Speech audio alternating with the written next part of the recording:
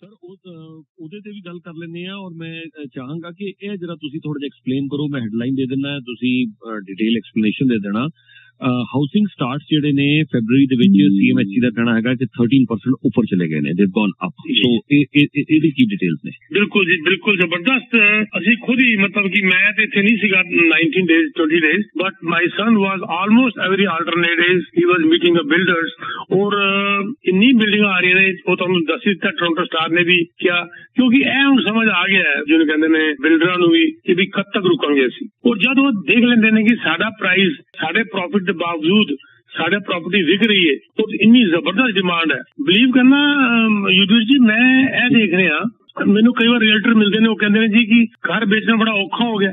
ਮੈਨੂੰ ਲੱਗ ਰਿਹਾ ਕਿ ਘਰ ਵੇਚਣਾ ਬੜਾ ਆਸਾਨ ਹੋ ਗਿਆ। ਉਹ ਆ ਕੇ ਕਹਿੰਦੇ ਨੇ ਘਰ ਲਾਓ, ਮਤਲਬ ਮੈਨੂੰ ਮੂੰਹ ਛੁਪਾਣਾ ਕਈ ਵਾਰ ਪੈ ਜਾਂਦਾ ਹੈ। ਮੇਰੀ ਹੁਣੇ ਇੱਕ ਹੋਰ one of my client, she is a paralegal, ਮੈਨੂੰ ਉਹਦਾ ਮੈਸੇਜ ਬਾਰ-ਬਾਰ ਆ ਰਿਹਾ ਕਿ ਮੈਨੂੰ ਘਰ ਕਿਉਂ ਨਹੀਂ ਮਿਲ ਰਿਹਾ। ਉਹ ਜਿਹੜਾ ਘਰ ਨੂੰ ਲੈ ਕੇ ਦੇਣੇ ਉੱਥੇ 10-10 8 ਆਫਰ ਆ ਜਾਂਦੀਆਂ ਨੇ। ਤੇ ਅਸੀਂ ਮਤਲਬ ਕਿ ਫੀਲ ਕਰ ਰਹੇ ਹਾਂ ਕਿ ਇਸ ਵਕਤ ਬਾਹਰ ਮਾਰਕੀਟ ਵਿੱਚ ਹੈਗੇ ਨੇ ਇਨਵੈਂਟਰੀ ਜਿਹੜੀ 13% ਜਿਹੜੀ ਤੁਸੀਂ ਗੱਲ ਕਰ ਰਹੇ ਹੋ, ਵਿਚ is I would say nothing ਹੈ। ਦੇਖਣਾ ਕਿੱਥੇ ਤੇ ਉੱਤੇ ਜਾਏਗੀ ਸੇਲ, ਜਿਹੜੀ ਹੋਰ ਜ਼ਿਆਦਾ ਵਧੇਗੀ। ਅਜੇ ਤਾਂ ਸਰ ਸੀਜ਼ਨ ਹੀ ਆਇਆ, ਇਹ ਤੇ ਤੁਸੀਂ ਮਾਰਚ ਬ੍ਰੇਕ ਜਿਹੜੇ ਹੁਣੇ ਆਇਆ ਹੈਗਾ, ਅਪ੍ਰੈਲ ਮਈ ਜੂਨ ਜੁਲਾਈ ਦੇਖੋਗੇ ਕੀ ਹੁੰਦਾ ਹੈਗਾ, ਲੋਕਾਂ ਨੂੰ ਘਰ ਮਿਲਣੇ ਔਖੇ ਹੋ ਜਾਣਗੇ ਸਰ। ਠੀਕ ਹੈ ਜੀ। ਔਰ ਦੂਸਰੀ ਚੀਜ਼, ਫਿਰ ਜਦੋਂ ਅਸੀਂ ਗੱਲ ਕਰ ਹੀ ਰਹੇ ਸੀ ਓਪਰਚੁਨਿਟੀ ਦੀ ਔਰ ਤੁਸੀਂ ਉਹਨੂੰ ਐਕਸਪਲੇਨ ਕਰ ਰਹੇ ਸੀਗੇ, ਸੋ ਡਿਫਰੈਂਟ ਸੈਕਸ਼ਨਸ ਦੇ ਵਿੱਚ ਕਿਹੜੀਆਂ ਓਪਰਚੁਨਿਟੀ ਹੈ ਟੋਰਾਂਟੋ ਦੇ ਵਿੱਚ, ਮਿਸੀਸਾਗਾ ਚ, ਬਰੈਂਪਟਨ ਚ, ਮਾਰਕਹਾਮ GTA ਏਰੀਆ ਦੇ ਵਿੱਚ ਕਿੱਥੇ ਸਾਨੂੰ ਪੌਕਟਸ ਆਫ ਓਪਰਚੁਨਿਟੀਜ਼ ਨਜ਼ਰ ਆ ਰਹੀਆਂ, ਔਰ ਉਹ ਕੀ ਹੈਗੀਆਂ ਨੇ? ਕਿਆ ਉਹ ਕੋਂਡੋ ਚ ਹੈਗੀਆਂ ਜਾਂ ਡਿਟੈਚ ਹੈਗੀਆਂ, ਸੈਮੀ ਚ ਹੈ? ਇਹ ਜਰਾ ਐਕਸਪਲੇਨ ਕਰੋ ਡਿਟੇਲ ਚ। ਬਹੁਤ ਜ਼ਿਆਦਾ ਹਰ ਇਨਵੈਂਟਰੀ ਹਰ ਏਰੀਆ 'ਚ ਅਵੇਲੇਬਲ ਹੈਗੀ, ਪਰ ਅਸੀਂ ਦੇਖਣਾ ਇਹ ਹੈਗਾ ਕਿ ਤੁਹਾਨੂੰ ਕਿਹੜੀ ਸੂਟ ਕਰਦੀ ਹੈ। ਇਸੇ ਕਰਕੇ ਕਿਉਂਕਿ ਸਾਨੂੰ ਕੋਈ ਇੰਨੀ ਇਨਕੁਆਇਰੀਜ਼ ਆਈ ਪਈਆਂ ਨੇ, ਕੋਈ ਸੈਮੀ ਟੈਚ ਮੰਗ ਰਿਹਾ ਹੈ, ਕੋਈ ਆਪਣੀ ਲਿਮਿਟ 5 ਲੱਖ ਦੀ ਦੱਸ ਰਿਹਾ, ਕੋਈ ਆਪਣੀ ਲਿਮਿਟ 2 ਮਿਲੀਅਨ ਦੀ ਦੱਸ ਰਿਹਾ, ਕੋਈ ਸੈਮੀ ਟੈਚ ਮੰਗ ਰਿਹਾ, ਕੋਈ ਡਿਟੈਚ ਮੰਗ ਰਿਹਾ, ਕੋਈ ਪ੍ਰੀਫੇਸ ਬੁੱਕ ਕਰਿਆ, ਕੋਈ ਆਪਣੇ ਬੱਚਿਆਂ ਵਾਸਤੇ ਬੁੱਕ ਕਰਨਾ ਚਾਹੁੰਦਾ ਹੈ। ਇੰਨੀ ਜ਼ਿਆਦਾ ਜਿਹਨੂੰ ਸਾਡੇ ਕੋਲ ਇਨਕੁਆਇਰੀਜ਼ ਆਈ ਪਈਆਂ ਨੇ ਕਿ ਸਾਨੂੰ ਹੁਣ ਇਹ ਫੈਸਲਾ ਕੀਤਾ ਪਰਸੋਂ ਵੈਨ ਆਈ ਵਾਜ਼ ਇਨ ਟੋਕੀਓ, ਉੱਥੇ ਮੈਂ ਆਪਣੇ ਬੇਟੇ ਨੂੰ ਕਾਲ ਕਰਕੇ ਕਿਹਾ ਵੀ ਤੂੰ ਇੰਤਜ਼ਾਮ ਕਰ ਔਰ ਆ ਕੇ ਅਸੀਂ ਥਰਸਡੇ ਨੂੰ ਮੀਟਿੰਗ ਕਰਾਂਗੇ ਔਰ ਉਹਦੇ ਬਾਅਦ ਅਸੀਂ ਇੱਕ ਹਫ਼ਤੇ ਦੇ ਅੰਦਰ ਅਸੀਂ ਓਪਨ ਹਾਊਸ ਕਰਾਂਗੇ ਆਫਿਸ ਦੇ ਅੰਦਰ, ਤਾਂ ਕਿ ਅਸੀਂ ਸਾਰਾ ਕੁਝ ਅੱਗੇ ਰੱਖ ਦਈਏ ਹਰ ਬੰਦੇ ਦੇ ਹਿਸਾਬ ਨਾਲ ਕਿਹਨੂੰ ਕੀ ਚਾਹੀਦਾ ਹੈਗਾ। ਬਹੁਤ ਆਪਰਚੁਨਿਟੀਆਂ ਨੇ ਸਰ, ਜਲਦਬਾਜ਼ੀ ਨਾ ਕਰੋ, ਮੈਂ ਬਾਰ-ਬਾਰ ਕਹਿ ਰਿਹਾ, ਕਿਉਂਕਿ ਤੁਸੀਂ ਅੰਦਰ ਦੇਖੋ ਕਿ ਕਿਸੇ ਨੂੰ ਜਲਦੀ ਘਰ ਚਾਹੀਦਾ ਹੈ ਤੇ ਉਹ ਬਹੁਤ ਜ਼ਿਆਦਾ ਬੈਨੀਫਿਟ ਲੈ ਲੇਗਾ ਬਿਲਡਰ ਕੋਲੋਂ ਇਨਸੈਂਟਿਵ, ਔਰ ਕਿਸੇ ਨੂੰ ਜਲਦੀ ਨਹੀਂ ਚਾਹੀਦਾ ਤੇ ਹੋਰ ਜ਼ਿਆਦਾ ਇਨਸੈਂਟਿਵ ਲੈ ਲੇਗਾ ਡਿਲੇ ਦਾ। ਲੇਕਿਨ ਇਹ ਤੁਹਾਡੀ ਪਰਸਨਲ ਨੀਡਸ ਦੇ ਉੱਤੇ ਡਿਪੈਂਡ ਕਰੇਗਾ ਔਰ ਉਸੇ ਹਿਸਾਬ ਨਾਲ ਅਸੀਂ ਪੂਰਾ ਇੱਕ ਲੈਵਲ ਪੂਰਾ ਸ਼ੋਕੇਸ ਜਿਹਾ ਲੈ ਕੇ ਆ ਰਹੇ ਹਾਂ ਕਿ ਕੀ ਪ੍ਰੋਪਰਟੀ ਆਲ ਓਵਰ GTA, ਬਲਕਿ GTA ਤੋਂ ਥੋੜਾ ਬਾਹਰ ਵੀ ਅਸੀਂ ਲੈ ਕੇ ਆ ਰਹੇ ਹਾਂ। ਔਰ ਇੱਕ ਵਧੀਆ ਘਰ semi detach, detach, town homes, conventional town homes ਜਾਂ ਹੋਰ ਕਿਸਮ ਦੇ ਹਾਈ ਰਾਈਜ਼ ਇਨਵੈਸਟਮੈਂਟਸ ਬਹੁਤ ਹਾਈ ਐਂਡ ਵੀ ਲੈ ਕੇ ਆ ਰਹੇ ਹਾਂ ਔਰ ਲੋ ਪ੍ਰਾਈਸ ਵੀ ਲੈ ਕੇ ਆ ਰਹੇ ਹਾਂ। ਇਹ ਸ਼ੋਕੇਸ ਲੋਕਾਂ ਨੂੰ ਬਹੁਤ ਪਸੰਦ ਆਏਗਾ ਔਰ ਬਹੁਤ ਜਲਦੀ ਮੇਰੇ ਖਿਆਲ ਬਾਈ ਫਰਾਈਡੇ ਅਸੀਂ ਐਡ ਦੇ ਦੇਵਾਂਗੇ for our open house and will go from there. क्योंकि इतने रेडियो उत्ते आके मैं एक या दो दसांगा ते कुछ खास मजा नहीं आएगा, लेकिन yes I am very much excited for Raglan house ਜਿਹੜਾ ਕਿ ਸੈਂਟ ਕਲੇਅਰ ਐਂਡ ਬਾਥਰੂਮ ਦੇ ਉੱਤੇ ਆ ਰਿਹਾ 65 ਰੈਗਲਨ ਐਵਨਿਊ, ਜਿਹਦੇ ਉੱਤੇ ਅਸੀਂ 1 ਲੱਖ ਤੱਕ ਦੇ ਇਨਸੈਂਟਿਵ ਲੈ ਕੇ ਆਏ ਔਰ ਮਜ਼ੇਦਾਰ ਗੱਲ ਹੈਗੀ ਇਹਦੀ ਕਲੋਜ਼ਿੰਗ ਆਉਂਦੇ 2028 ਹੋ ਜਾਏਗਾ ਸਰ। ਔਰ ਜਿਹਦੇ ਅੰਦਰ ਅਸੀਂ ਗਾਰੰਟੀ ਦੇ ਰਹੇ ਹਾਂ ਲਿਖ ਕੇ 2030 ਤੱਕ ਤੁਹਾਡਾ ਕੈਸ਼ ਫਲੋ ਅਸੀਂ ਮਾਈਨਸ ਨਹੀਂ ਹੋਣ ਦਿਆਂਗੇ। ਕੈਸ਼ ਫਲੋ ਤੁਹਾਡਾ ਜ਼ੀਰੋ ਹੋ ਜਾਏ ਔਰ ਤੁਹਾਡਾ ਟੈਨੈਂਟ ਤੁਹਾਡਾ ਮੌਰਗੇਜ ਦਿੰਦਾ ਜਾਏ 7 ਸਾਲ ਅਗਲੇ 23 ਤੋਂ ਸ਼ੁਰੂ ਹੋ ਜਾਓ तो you can imagine how good the incentive, how good the project will be, and that too in the area ਜਿਹੜਾ ਕਿ ਹਾਈਐਸਟ ਰੈਂਟਲ ਹੈਗਾ GTA, ਬਾਥਰਸ ਐਂਡ ਸੈਂਟ ਕਲੇਅਰ। ਔਰ ਬਾਕੀ ਹੋਰ ਕੁਝ ਪ੍ਰੋਜੈਕਟਸ ਅਸੀਂ ਹਾਈਲਾਈਟ ਕਰਾਂਗੇ ਬਹੁਤ ਜਲਦੀ within a week in the open house in our office ਅੰਦਰ। ਜਿਹੜੇ ਵੈਸੇ ਵੀ ਮੈਨੂੰ ਮਿਲਣਾ ਚਾਹੁੰਦੇ ਨੇ I'll be there the whole day, ਬਲਕਿ 2 ਦਿਨ ਮੈਂ ਉੱਥੇ ਰਹਾਂਗਾ, ਮੈਨੂੰ ਆ ਕੇ ਮਿਲ ਵੀ ਸਕਦੇ ਨੇ। ਠੀਕ ਹੈ ਜੀ। ਔਰ ਇੱਕ ਥੋੜੀ ਜਿਹੀ ਗੱਲ ਇਹ ਵੀ ਦੱਸੋ ਕਿ ਜਿਸ ਤਰ੍ਹਾਂ ਹੁਣ ਕੁਝ ਲੋਕਾਂ ਦਾ ਇਹ ਕੁਐਸਚਨ ਹੈ, ਜਿਹੜੀ ਤੁਸੀਂ ਵੀ ਗੱਲ ਕਰ ਰਹੇ ਸੀ ਨਾ, ਕੁਝ ਰੀਅਲ ਸਟੇਟ ਏਜੰਟ ਕਹਿ ਰਹੇ ਨੇ ਕਿ ਥੋੜਾ ਚੈਲੰਜ ਆ ਰਿਹਾ। ਉਹ ਕਹਿ ਰਹੇ ਨੇ ਕਿ ਜੀ ਜਿਹੜੀ ਲੈਂਡਿੰਗ ਹੈ ਉਹਦੇ ਵਿੱਚ ਕਿਉਂਕਿ ਇੰਟਰਸਟ ਰੇਟ ਹਾਈ ਨੇ ਤੇ ਕਿਸ਼ਤ ਵੀ ਵੱਡੀ ਬਣਦੀ ਹੈ, ਉਹ ਚੈਲੰਜ ਹੋ ਸਕਦਾ ਹੈ, ਜਾਂ ਕਲੋਜ਼ਿੰਗ ਕਰਾਉਣ ਦੇ ਵਿੱਚ ਕੰਡੀਸ਼ਨਸ ਜਿਹੜੀ ਅਪਰੂਵਲ ਹੋ ਸਕਦਾ ਹੈ, ਔਰ ਕੈਰੀਇੰਗ ਕਾਸਟ ਜਿਹੜੀ ਹੈ ਉਹ ਥੋੜੀ ਜਿਹੀ ਵੱਧ ਗਈ ਹੈ। ਇਹ ਕੁਝ ਫੈਕਟਰਸ ਹਜੇ ਵੀ ਬਿਲਕੁਲ ਇਹ ਤੇ ਹੈ ਹੀ ਨਾ ਸਰ, ਉਹ ਤਾਂ ਡਿਫਰੈਂਟ ਬਿਲਕੁਲ ਹੋ ਗਿਆ ਜੀ, ਬਿਲਕੁਲ ਡਿਫਰੈਂਟ ਹੋ ਗਿਆ। ਇੱਕ ਬੰਦਾ ਅਫੋਰਡ ਹੀ ਨਹੀਂ ਕਰ ਪਾ ਰਿਹਾ, ਉਹਦੇ ਵਾਸਤੇ ਘਰ ਨਹੀਂ ਲੈ ਕੇ ਦੇ ਰਹੇ, ਉਹ ਅਲੱਗ ਗੱਲ ਹੈ। ਲੇਕਿਨ ਅਗਰ ਇੱਕ ਬੰਦਾ ਅਫੋਰਡ ਕਰ ਪਾ ਰਿਹਾ ਔਰ ਫਿਰ ਉਹ ਘਰ ਨਹੀਂ ਲੈ ਕੇ ਦੇ ਪਾ ਰਹੇ, ਇਹਦੇ ਅੰਦਰ ਤੇ ਮੈਂ ਕਹਾਂਗਾ ਨਾ ਕਿ ਜਾਂ ਤੇ ਏਜੰਟ ਦੀ ਨਲਾਇਕੀ ਹੋਏਗੀ ਜਾਂ ਇਹਨਾਂ ਦੀ ਆਪਸ ਪਾਰਟਨਰਸ਼ਿਪ ਚੰਗੀ ਨਹੀਂ ਹੋਏਗੀ ਏਜੰਟ ਦੀ ਤੇ ਕਲਾਇੰਟ ਦੀ। ਅਗਰ ਇੱਕ ਬੰਦਾ ਅਫੋਰਡ ਕਰ ਪਾ ਰਿਹਾ, ਉਹਨੂੰ ਬੈਂਕ ਦੇ ਰਿਹਾ ਹੈਗਾ, ਤਾਂ ਵਾਈ ਕਾਂਟ। ਸਾਡੇ ਤੇ ਇੱਕ ਸਿੰਪਲ ਜੀ ਪਾਲਿਸੀ ਹੈ ਜੀ, ਤੁਹਾਨੂੰ ਪਤਾ ਤੁਹਾਡੇ ਇੱਥੇ ਆਯਾਜ਼ ਭਾਂਜੀ ਕੱਲ ਆਣਗੇ। ਸਾਡੇ ਤੇ ਸਿੰਪਲ ਜੀ ਪਾਲਿਸੀ, ਅਗਰ ਤੁਸੀਂ ਉਹਨਾਂ ਨੂੰ ਕਹਿਤਾ ਕਿ ਯੂ ਆਰ ਅਪਰੂਵਡ ਚਾਹੇ ਚੈੱਕ ਲਿਆ ਕੇ ਪਰਸਨ ਜਾ ਕੇ ਦੇਣਾ ਪਏ, ਅਸੀਂ ਦਿਆਂਗੇ, ਉਹਦੀ ਕਲੋਜ਼ਿੰਗ ਕਰਾ ਕੇ ਦਿਆਂਗੇ, ਗੱਲ ਖਤਮ ਹੋ ਗਈ। ਅਸੀਂ ਇਸ ਤਰ੍ਹਾਂ ਹਲਕੀ ਗੱਲ ਕਰਾਂਗੇ ਹੀ ਨਹੀਂ ਕਿ ਹਾਂ ਜਾਂ ਜਿੱਥੇ ਸਾਨੂੰ ਡਾਊਟ ਹੋਏਗਾ ਅਸੀਂ ਉਹਨੂੰ ਕਹਿ ਦੇਣਾ ਵੀ ਤੂੰ 5 ਦਿਨ ਦਾ ਰਾਉਂਡ ਟਾਈਮ ਦੇ ਦੇ ਬਿਜ਼ਨਸ ਡੇਜ਼ ਦਾ। ਅਸੀਂ ਪਹਿਲੇ ਬੈਂਕ ਨੂੰ ਅਪਰੂਵਲ ਲਿਆ ਕਿਉਂਕਿ ਤੇਰਾ ਕੇਸ ਸਾਨੂੰ ਡਾਊਟਫੁਲ ਲੱਗ ਰਿਹਾ। ਜਿਸ ਤਰ੍ਹਾਂ ਕਈ ਕਿਸੇ ਇਹੋ ਜਿਹੇ ਆ ਜਾਂਦੇ ਨੇ ਜਿਹਦੇ ਅੰਦਰ ਕਈ ਵਾਰ ਬੈਂਕ ਮੰਨਦਾ ਜਾਂ ਨਹੀਂ ਮੰਨਦਾ। ਜਿਸ ਤਰ੍ਹਾਂ ਸਪਲਾਈ ਟੀਚਰ ਹੈਗਾ ਉਹ ਡਿਪੈਂਡ ਕਰਦਾ ਅਸੀਂ ਕਿੰਨੇ ਸਾਲ ਦੀ ਰਿਪੋਰਟ ਦੇ ਰਹੇ ਹਾਂ, ਤੇ ਜਾਂ ਕਈ ਵਾਰ ਕੀ ਹੁੰਦਾ ਕਿ ਪ੍ਰੋਬੇਸ਼ਨ ਪੀਰੀਅਡ ਅੰਦਰ ਉਹ ਐਕਸਟੈਂਡ ਹੁੰਦਾ ਜਾ ਰਿਹਾ, ਉਹਨੂੰ ਪ੍ਰਮੋਟ ਨਹੀਂ ਕਰ ਰਹੇ, ਜਾਂ ਕਈ ਵਾਰ ਕਮਿਸ਼ਨ ਬੇਸਿਸ ਦੇ ਉੱਤੇ ਗੱਲ ਹੋ ਜਾਂਦੀ ਹੈ, ਅਸੀਂ 2 ਸਾਲ ਦੀ ਮੰਗਨੇ ਆ। ਤੇ ਇਹ ਬਹੁਤ ਸਾਡੀ ਕਿਸਮ ਦੀ ਸੋਲਿਡ ਇੱਕ ਪਾਰਟਨਰਸ਼ਿਪ ਹੈਗੀ, ਕਿਸਮ ਦੀ ਸਾਡਾ ਟੀਮ ਹੈਗੀ ਵਰਕ ਵਿਦ ਅਯਾਜ਼ ਭਾਂਜੀ, ਕਿ ਅਸੀਂ ਬੈਠ ਕੇ ਮੀਟਿੰਗ ਕਰਕੇ, ਇਹ ਨਹੀਂ ਕਿ ਫੋਨ ਤੇ ਕਹਿ ਦਿੱਤਾ, ਅੱਧਾ ਪੌਣਾ ਘੰਟਾ ਮੀਟਿੰਗ ਕਰਕੇ ਤਾਂ ਅਸੀਂ ਨੂੰ 100% ਸ਼ੋਰ ਹੋਗਾ ਤੇ ਕਹਿ ਦੇंगे yes nobody can stop it, ਚਾਹੇ ਸਾਨੂੰ ਆਪਣੀ ਪੈਸੇ ਲੈ ਕੇ ਦੇਣਾ ਪਏ। ਅਗਰ ਡਾਊਟ ਹੋਵੇ ਤਾਂ ਕਲੀਅਰ ਕਹਿ ਦੇंगे ਜੀ ਅਜੀ ਆਫਰ ਨਾ ਪਾਓ, ਸਾਨੂੰ ਪਹਿਲੇ ਗੱਲ ਕਲੀਅਰ ਕਰਦੇ ਹੋਗੀ। ਕਈ ਗੱਲਾਂ ਕਈ ਬੈਂਕ ਮੰਨਦੇ ਨੇ, ਕਈ ਬੈਂਕ ਨਹੀਂ ਮੰਨਦੇ, ਤਾਂ ਸਾਨੂੰ ਉਹਨੂੰ ਕਲੀਅਰ ਕਰਨਾ ਪੈਂਦਾ ਹੈਗਾ। ਤੇ ਇਸ ਕਰਕੇ ਕੋਈ ਪਰੇਸ਼ਾਨੀ ਵਾਲੀ ਗੱਲ ਨਹੀਂ ਹੈਗੀ। ਹਾਂ ਤੁਸੀਂ ਇਸ ਗੱਲ ਤੋਂ ਨਾਰਾਜ਼ ਹੋ ਜਾਓਗੇ ਕਿ ਅਸੀਂ ਕਹਿ ਦੇंगे ਜੀ ਨਹੀਂ ਜੀ ਤੁਹਾਨੂੰ ਮੌਰਗੇਜ ਨਹੀਂ ਮਿਲੇਗੀ, ਪਰ ਉਹ ਟੈਂਪਰੇਰੀ ਨਾਰਾਜ਼ ਹੋਗੇ, ਨਾ ਕਿ ਤੁਸੀਂ ਅੱਗੇ ਪਤਾ ਲੱਗ ਗਿਆ ਤੁਸੀਂ ਫਸ ਹੀ ਗਏ, ਤੁਹਾਡਾ 20-30 ਹਜ਼ਾਰ ਵੀ ਡੁੱਬ ਗਿਆ, ਡੀਲ ਵੀ ਡੈਡ ਹੋ ਗਈ, ਬਾਦੀ ਤੁਹਾਡੇ ਤੇ ਸੂਟ ਫਾਈਲ ਵੀ ਹੋ ਗਿਆ। ਅਸੀਂ ਉਸ ਸਿਲਸਿਲੇ ਤੋਂ ਬਚਣ ਵਾਸਤੇ ਸ਼ੁਰੂ ਚ ਨਾ ਕਹਿਣਾ ਜ਼ਿਆਦਾ ਚੰਗਾ ਕਰਾਂਗੇ, ਬਲਕਿ ਨਾ ਬਜਾਏ ਦੇ ਕਿ ਵੱਡੀ ਵੱਡੀ ਆ ਜਾਓ ਜੀ ਲੈ ਦੇंगे जी, डी लेंडर को ਲੈ देंगे, प्राइवेट लेंडर को ਲੈ देंगे। यानी कि डी लेंडर को चलो चलेगा, प्राइवेट लेंडर को ਲੈਣ ਦਾ ਮਤਲਬ ਹੈਗਾ ਕਿ ਅਸੀਂ ਤੁਹਾਨੂੰ ਧਕੇਲ ਰਹੇ ਖੱਡੇ ਵੱਲ ਹੋਰ, ਉਹ ਅਸੀਂ ਇਸ ਤੋਂ ਬੈਟਰ ਕਮ ਹੀ ਨਾ ਕਰੀਏ, ਗੱਲ ਖਤਮ ਹੋ ਗਈ। ਤੇ ਬਲਕਿ ਸਾਨੂੰ ਜਦ ਕਿ ਸਾਨੂੰ ਲੱਗ ਰਿਹਾ ਇਸ ਵਕਤ ਕਿ ਅੱਗੇ ਚੰਗੇ ਦੇ ਨਾਲ ਵਾਲੇ ਨੇ, ਔਰ ਇੰਟਰਸਟ ਰੇਟ ਜਿਸ ਤਰ੍ਹਾਂ ਹੋਣਾ, ਜਿਸ ਤਰ੍ਹਾਂ ਬੈਂਕ ਫੇਲ ਹੋਏਗਾ ਸਿਲਿਕਨ ਵੈਲੀ, ਉਹਦੇ ਬਾਅਦ ਟੋਨ ਵੀ ਬਦਲ ਗਈ ਹੈ ਬੈਂਕ ਆਫ ਕੈਨੇਡਾ ਦੀ, ਤੇ ਸਾਨੂੰ ਲੱਗਦਾ ਹੈਗਾ ਕਿ ਟਾਈਮ ਚੰਗਾ ਆ ਰਿਹਾ ਔਰ summer will be very strong, you will see it. ਠੀਕ ਹੈ ਜੀ, ਜਗਦੀਪ ਜੀ ਤੁਸੀਂ ਆਉਂਦੇ ਹੋ, ਜਗਦੀਪ ਜੀ ਕੋ next call. Okay sir, very good information, बड़ी अच्छी इन्फॉर्मेशन दे रहे हैं, थैंक यू सो मच, ਤੁਸੀਂ ਬਹੁਤ ਚੰਗਾ ਕੰਮ ਕਰ ਰਹੇ हैं। ਪੀਕੇ ਜੀ ਕੁਐਸਚਨ ਹੈ, ਤੁਹਾਨੂੰ ਪਤਾ ਨਹੀਂ ਪਤਾ ਹੈਗਾ ਕਿ ਨਹੀਂ, ਮੋਸਟ ਲਾਈਕਲੀ ਤਾਂ ਪਤਾ ਹੀ ਹੋਏਗਾ, ਇਹ ਜਿਹੜੇ ਮੋਬਿਲਿਓ ਕੋਂਡੋ ਹੈਗੇ ਇਹਨਾਂ ਦੀ ਫਾਈਨਲ ਕਲੋਜ਼ਿੰਗ ਕਦ ਹੋ ਰਹੀ ਹੈ, ਆਕੂਪੈਂਸੀ ਦਾ ਸਟਾਰਟ ਹੋਗੀ? हाँ जी आगू स्टार्ट हो गई जी सर, ਤੁਹਾਨੂੰ ਲੈਟਰ ਬੜੀ ਜਲਦੀ ਆ ਜਾਏਗਾ। ਐਂਡ ਅਗਰ ਤੁਸੀਂ ਫਸਟ ਟਾਈਮ ਬਾਈ ਕੀਤਾ ਸੀਗਾ, you are on the first one, ਤਾਂ ਤੁਸੀਂ ਉਸ ਤੇ ਚੰਗਾ ਪੈਸਾ ਕਮਾ ਲਿਆ ਮਾਰਕੀਟ ਗਿਰਨ ਦੇ ਬਾਵਜੂਦ ਵੀ ਵੌਨ ਦੇ ਅੰਦਰ। And you expect a letter very soon firm them। And I think ਤੁਹਾਡਾ ਕਿਹੜਾ ਫਲੋਰ ਹੈ, ਤੁਹਾਡਾ ਫਲੋਰ ਕਿਹੜਾ ਹੈ? ਮੇਰੇ ਖਿਆਲ ਨਾਲ 12ਵਾਂ ਹੈਗਾ ਸ਼ਾਇਦ। ਉਹ ਤੁਹਾਨੂੰ ਆਕੂਪੈਂਸੀ ਕਦੋਂ ਮਿਲੀ ਸੀ? ਅਜੇ ਮਿਲਣੀ ਹੈ, ਅਜੇ ਤਾਂ ਮਿਲਣੀ ਹੈ ਕਦੋਂ? ਇਸੀ ਮਹੀਨੇ ਐਂਡ ਵਿੱਚ। ਹਾਂ ਤੇ ਤੁਸੀਂ ਸਮਝ ਲਓ ਆਕੂਪੈਂਸੀ ਦੇ ਬਾਅਦ 3 ਮਹੀਨੇ ਹੋਰ ਰੁਕ ਜਾਓ ਤੇ ਤੁਹਾਨੂੰ ਅਗਰ ਮਾਰਜਿਨ ਮਿਲੇਗੀ ਮਈ ਜੂਨ ਜੁਲਾਈ ਤੋਂ ਪਹਿਲੇ ਤੁਹਾਡੀ ਕਲੋਜ਼ਿੰਗ ਫਾਈਨਲ ਨਹੀਂ ਆਏਗੀ। ਇਹ ਜਿਹੜੀ ਰਜਿਸਟ੍ਰੇਸ਼ਨ ਹੁੰਦੀ ਹੈ ਫਾਈਨਲ, ਜਿਹਨੂੰ ਫਾਈਨਲ ਕਲੋਜ਼ਿੰਗ ਕਹਿੰਦੇ ਆ, ਸਾਰਿਆਂ ਦੀ ਇਕੱਠੀ ਹੁੰਦੀ ਹੈ ਜਾਂ ਕਸਟਮਰ ਬਾਈ ਕਸਟਮਰ ਕਰਦੇ ਆ? ਵੈਰੀ ਗੁੱਡ ਕੁਐਸਚਨ, ਸ਼ਾਬਾਸ਼, ਥੈਂਕ ਯੂ ਸਰ। ਤੁਸੀਂ ਇਹੋ ਜਿਹੇ ਕੁਐਸਚਨ ਪੁੱਛੋਗੇ ਤਾਂ ਮੈਨੂੰ ਬੜੀ ਖੁਸ਼ੀ ਹੁੰਦੀ ਹੈ ਤੇ ਨਾਲ ਲੋਕਾਂ ਨੂੰ ਸਕਾਰਤਾ ਹੋ ਜਾਂਦਾ ਕਿ ਵਾਈ ਮੀਡੀਆ ਦੇ ਆ ਕੇ ਮੈਨੂੰ ਕਿਹੋ ਜਿਹੇ ਆਨਸਰ ਮਿਲਦੇ ਨੇ। ਸਰ ਆਕੂਪੈਂਸੀ ਸਭ ਦੀ ਡਿਫਰੈਂਟ ਹੁੰਦੀ ਹੈਗੀ।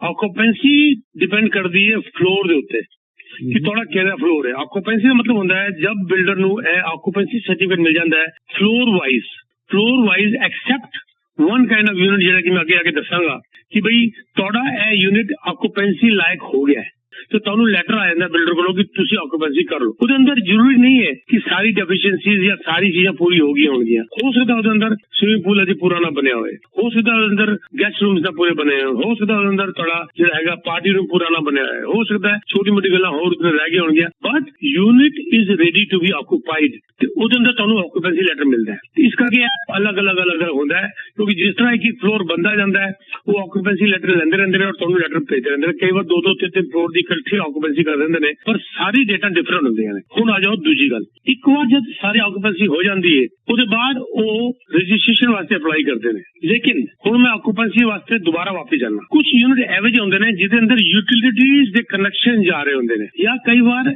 ਐਲੀਵੇਟਰ ਦਾ ਅੱਜਕੱਲ ਇੱਕ ਲਾਸਟ ਈਅਰ ਇੱਕ ਨਵਾਂ ਸਿਸਟਮ ਸ਼ੁਰੂ ਹੋਇਆ ਜਿਹਦੇ ਅੰਦਰ 30 ਫਲੋਰ ਤੱਕ ਇੱਕ ਅਲੱਗ ਤੁਹਾਨੂੰ ਐਲੀਵੇਟਰ ਦੇਣਾ ਪਏਗਾ, 30 ਫਲੋਰ ਤੋਂ ਬਾਅਦ ਤੁਹਾਨੂੰ ਅਲੱਗ ਐਲੀਵੇਟਰ ਦੇਣਾ ਪਏਗਾ। ਉਹਦੇ ਅੰਦਰ ਕਈ ਵਾਰ ਕੀ ਹੁੰਦਾ ਆਕੂਪੈਂਸੀ ਅੰਦਰ ਬੜਾ ਫਰਕ ਪੈ ਜਾਂਦਾ ਹੈਗਾ, 30 ਫਲੋਰ ਤੱਕ ਅਲੱਗ ਔਰ 31 ਫਲੋਰ ਤੋਂ ਬਾਅਦ ਅਲੱਗ। ਕਈ ਵਾਰ 6 ਮਹੀਨੇ ਦਾ ਫਰਕ ਪੈ ਜਾਂਦਾ ਹੈ ਕਿਉਂਕਿ ਪੂਰਾ ਐਲੀਵੇਟਰ ਸ਼ੂਟ ਜਿਹੜਾ ਹੈਗਾ ਅਲੱਗ ਬਣਾਉਣਾ ਪੈਂਦਾ ਉਹਨਾਂ ਨੂੰ। ਇਹ ਸਾਰੀ ਗੱਲਾਂ ਆਕੂਪੈਂਸੀ ਦੀ ਚੱਲ ਰਹੀਆਂ ਨੇ ਅਜੇ ਤੱਕ। ਉਸ ਬਾਅਦ ਕੁਝ ਯੂਨਿਟ ਇਹੋ ਜਿਹੇ ਹੁੰਦੇ ਨੇ ਸਪੈਸ਼ਲੀ ਕਾਰਨਰ ਦੇ ਹੁੰਦੇ ਨੇ ਜਿਹਦੇ ਅੰਦਰ ਕੀ ਕੁਝ ਕਨੈਕਸ਼ਨ ਯੂਟਿਲਿਟੀਜ਼ ਦੇ ਮੇਨ ਪਾਣੀ ਦੇ ਬਿਜਲੀ ਦੇ ਏਅਰ ਵਗੈਰਾ ਦੇ ਅਲੱਗ-ਅਲੱਗ ਜਾ ਰਹੇ ਹੁੰਦੇ ਨੇ। ਉਹ ਯੂਨਿਟ ਕਈ ਵਾਰ ਲੇਟ ਹੋ ਜਾਂਦੇ ਨੇ ਤੇ ਉਹਨਾਂ ਦੀ occupancy irrespective of the floor height ਕਿਹੜਾ ਫਲੋਰ ਹੈ ਉਹਨਾਂ ਦੀ ਕਈ ਵਾਰ ਲੇਟ ਹੋ ਜਾਂਦੀ ਹੈ। ਹੁਣ ਮੰਨ ਲਓ ਕਿ ਸਾਰੀ ਆਕੂਪੈਂਸੀ ਤੁਹਾਡੀ 6 ਮਹੀਨੇ ਚ ਪੂਰੀ ਹੋ ਗਈ ਹੈ, ਸਪੋਜ਼ ਕਰੋ ठीक है जी। ਤੇ ਤੁਸੀਂ 3 ਮਹੀਨੇ ਅੱਗੇ ਚਲੇ ਗਏ ਤਾਂ ਤੁਹਾਡਾ 3 ਮਹੀਨੇ ਤੱਕ ਸਾਰਾ ਕੰਮ ਪੂਰਾ ਹੋ ਗਿਆ। ਹੁਣ ਉਹਦੇ ਬਾਅਦ ਬਿਲਡਰ ਜਦ ਆਕੂਪੈਂਸੀ ਹੋ ਜਾਂਦੀ ਕੰਪਲੀਟ ਤੇ ਬਿਲਡਰ ਫਿਰ ਜਿਹੜਾ ਕਲੋਜ਼ਿੰਗ ਵਾਸਤੇ ਜਿਹੜਾ ਰਿਕੁਆਇਰਮੈਂਟਸ ਹੈਗੀਆਂ ਨੇ ਉਹ ਪੂਰੀ ਕਰਨੀ ਸ਼ੁਰੂ ਕਰ ਦਿੰਦਾ ਹੈਗਾ। ਫਿਰ ਜਦ ਇਹਨਾਂ ਦੀ ਇੰਸਪੈਕਸ਼ਨ ਹੁੰਦੀ ਹੈ, ਕਈ ਵਾਰ ਇਹ ਇੰਸਪੈਕਸ਼ਨ 6 ਮਹੀਨੇ 4 ਮਹੀਨੇ ਅਟਕ ਜਾਂਦੀ ਹੈ, but I am taking into consideration ਕਿ everything is going well because Mobilia builder is a good builder. ਤੇ ਇਸ ਕਰਕੇ ਮੈਨੂੰ ਇਹ ਇੱਕ ਵੀ ਪੈਸੇ ਦਾ ਡਾਊਟ ਨਹੀਂ ਹੈਗਾ कि ਇਹਦੇ ਅੰਦਰ ਕੋਈ ਪ੍ਰੋਬਲਮ ਆਏਗੀ। ठीक है सर, हालांकि चाहे तुझे मेरे को लिखता है नहीं लिखता doesn't matter, but you have done a good investment. लेकिन अगर तुझे बिगिनिंग ही लिखता है ਹੁਣ ਜਦ ਉਹ ਸਾਰੀ ਫਾਰਮੈਲਿਟੀ ਪੂਰੀ ਕਰ ਲੈਂਦੇ ਨੇ ਤੇ ਉਹਨਾਂ ਦੀ ਬਿਲਡਿੰਗ ਰਜਿਸਟ੍ਰੇਸ਼ਨ ਦੀ ਰਜਿਸਟ੍ਰੇਸ਼ਨ ਹੋ ਜਾਂਦੀ ਹੈ, ਰਜਿਸਟਰੀ ਹੋ ਜਾਂਦੀ ਹੈ, ਤਾਂ ਤੁਹਾਨੂੰ ਕਾਉਂਸਲੇਸ਼ਨ ਦਾ ਲੈਟਰ ਆਉਂਦਾ ਹੈ ਕਿ ਲੋ ਜੀ ਕਾਉਂਸਲੇਸ਼ਨ ਬਿਲਡਿੰਗ ਰਜਿਸਟਰ ਹੋ ਗਈ ਹੈ, ਨਾਓ ਵੀ ਆਰ ਗਿਵਿੰਗ ਯੂ ਬਲਾ ਬਲਾ ਟਾਈਮ, ਮਿਨੀਮਮ 15 ਡੇਜ਼, 21 ਦਿਨ, ਲਗਭਗ 20 ਦਿਨ ਇਹਨਾਂ ਦਿਨ ਦਾ ਟਾਈਮ ਮਿਲਦਾ ਹੈ ਕਿ ਤੁਸੀਂ ਹੁਣ ਫਾਈਨਾਂਸ ਦਾ ਇੰਤਜ਼ਾਮ ਕਰ ਲਓ ਔਰ ਤੁਸੀਂ ਹੁਣ ਮਾਲਿਕ ਬਣ ਜਾਓਗੇ। ਤੇ ਇਸ ਤਰ੍ਹਾਂ ਇਹ ਪ੍ਰੋਸੈਸ ਹੈ ਸਰ ਆਕੂਪੈਂਸੀ ਦੇ ਬਾਅਦ ਕਲੋਜ਼ਿੰਗ ਕਰਦਾ।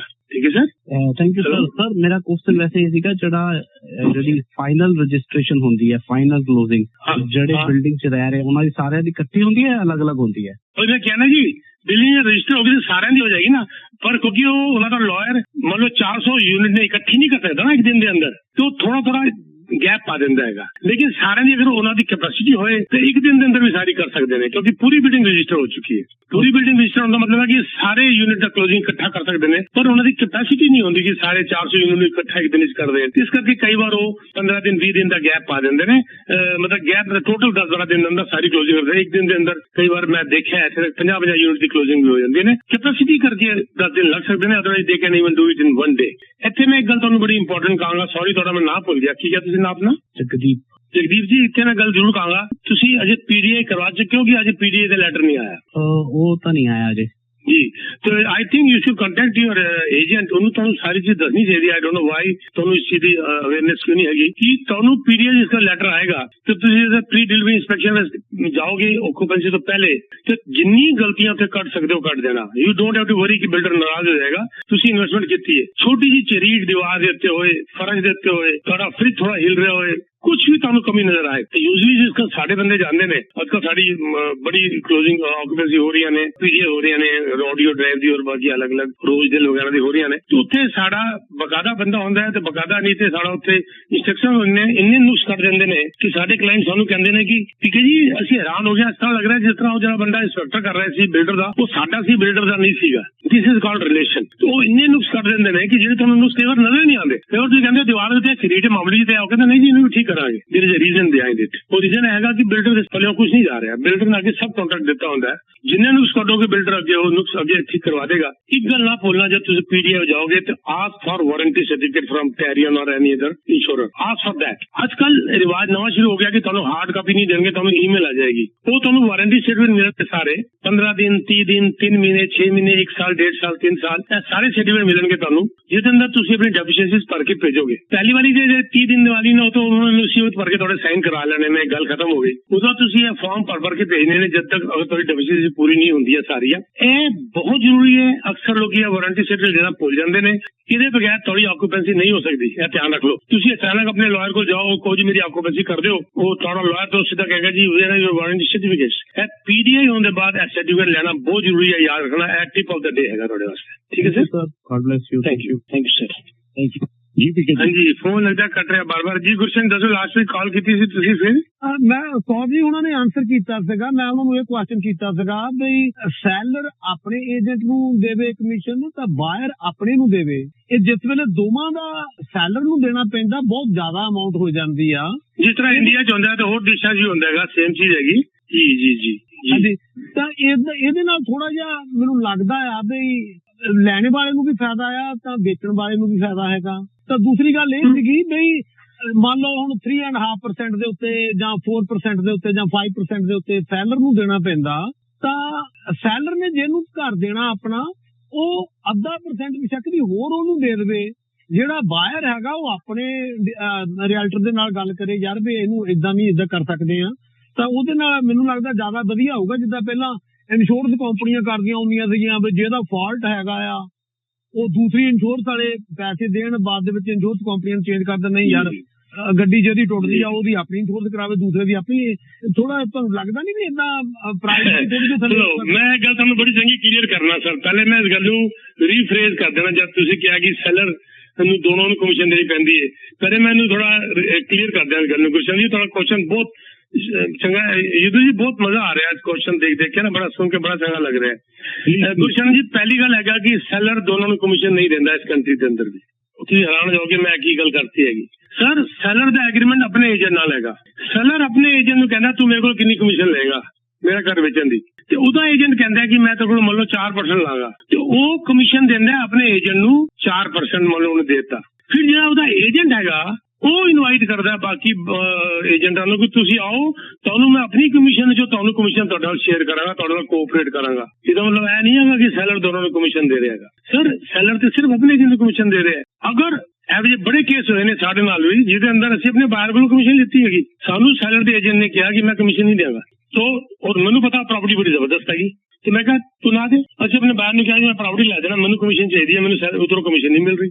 असं अपने बाहर को कमीशन लीती है। यह मिथ हैगा कि सैलर दोनों ने कमीशन दे रहा है। सैलर सिर्फ अपने एजेंट को कमीशन दे रहा है, लिस्टिंग एजेंट ਨੂੰ। लिस्टिंग एजेंट अपनी कमीशन ਦੇ ਅੰਦਰੋਂ ਇਨਵਾਈਟ ਕਰ ਰਿਹਾ ਬਾਕੀ ਏਜੰਟਾਂ ਨੂੰ ਕਿ ਲੋ ਜੀ ਮੈਂ ਤੁਹਾਡੇ ਨਾਲ ਸ਼ੇਅਰ ਕਰ ਲੈਣਾ ਜੀ। ਠੀਕ ਹੈ, ਥੈਂਕ ਯੂ ਜੀ। ਹਾਂਜੀ ਤੇਜਿੰਦਰ ਜੀ ਤੁਸੀਂ ਆਪਣਾ ਸਵਾਲ ਪੁੱਛ ਲਓਗੇ। ਤੇਜਿੰਦਰ ਜੀ।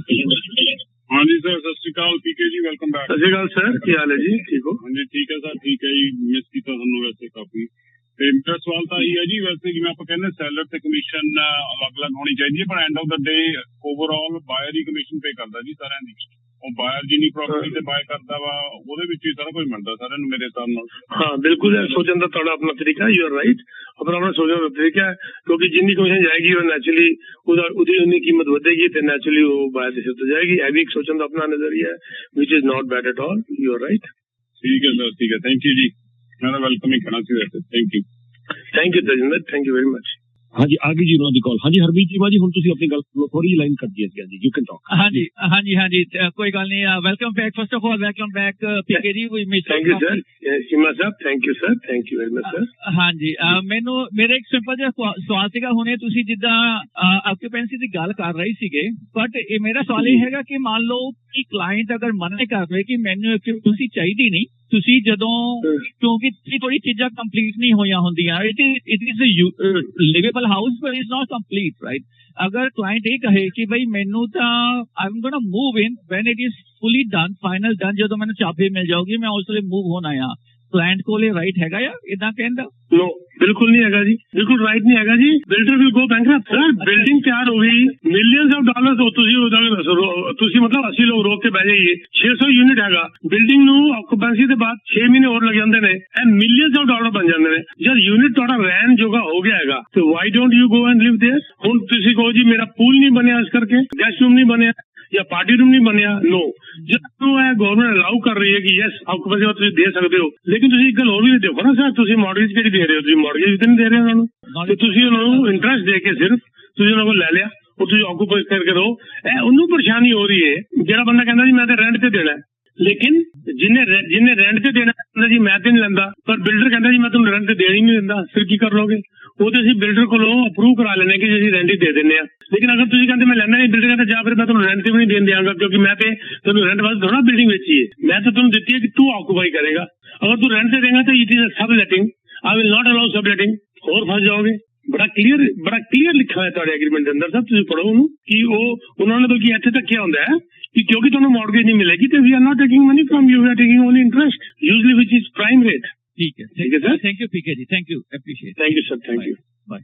ਠੀਕ ਹੈ, ਹਾਂਜੀ ਨੈਕਸਟ ਕਾਲ ਜੀ ਤੁਸੀਂ ਆਪਣਾ ਨਾਮ ਜ਼ਰੂਰ ਦੱਸ ਦਿਓ ਸਰ, ਸ਼ਾਇਦ ਤੁਸੀਂ ਪਹਿਲੀ ਵਾਰੀ ਕਾਲ ਕਰ ਰਹੇ ਹੋ। ਹਾਂਜੀ ਵਿਕੀ ਹੈ ਜੀ ਨਾਮ ਮੇਰਾ। ਵਿਕੀ ਸਾਹਿਬ ਪਲੀਜ਼ ਗੋ ਅਹੈਡ ਜੀ। ਹਾਂ ਤੇ ਮੈਂ ਚਲੋ ਵਧੀਆ ਇਨਫੋਰਮੇਸ਼ਨ ਦੇ ਰਿਹਾ ਸੋਨਵਾਲ ਸਾਹਿਬ ਫਾਇਨਾ ਦੇ, ਪਰ ਇੱਕ ਕੀ ਕਰ ਗਿਆ ਜੀ, ਜਿੱਦਾਂ ਇਹ ਕਹਿ ਰਹੇ ਆ ਕਿ ਜਿਹੜਾ ਕਮਿਸ਼ਨ ਆ ਉਹ ਜਿਹੜਾ ਜਿੰਨੇ ਘਰ ਪੇ ਕਰਨਾ ਆ ਹਨਾ ਉਹ ਨਹੀਂ ਪੇ ਕਰ ਰਿਹਾ ਹਨਾ। ਜਦੋਂ ਹੁਣ ਪਹਿਲੇ ਤੁਸੀਂ ਕਹਿ ਦਿੱਤਾ ਕਿ 4% ਕਮਿਸ਼ਨ ਉਹਨੇ ਪੇ ਕਰਨਾ ਸੈਲਰ ਨੇ, ਉਹ ਚੋਂ ਅੱਗੇ ਨੂੰ ਭਾਵੇਂ 2% ਦਵੇ ਜਾਂ 1% ਦਵੇ ਉਹਨੂੰ ਮੈਟਰ, ਪਰ ਉਹ ਪੇ ਪੂਰੀ ਜੇਬ ਚੋਂ ਜਾਣੇ ਵਾਲੇ। ਜਾਂ ਤਾਂ ਇਹ ਹੋ ਜਾਂਦਾ ਆ ਕਿ ਬੰਦਾ ਕਹਿ ਦਿੰਦਾ ਕਿ ਉਹਨੇ ਵੀ 1% ਤੇ ਕਰਤਾ, ਜਾਂ ਉਹ ਜੋ ਵੀ ਕਰੇ ਆਪਣੇ ਪੇ ਚੋਂ ਕਰੇ, ਏਦਾਂ ਕਦੇ ਹੁੰਦਾ ਨਹੀਂ ਹਨਾ।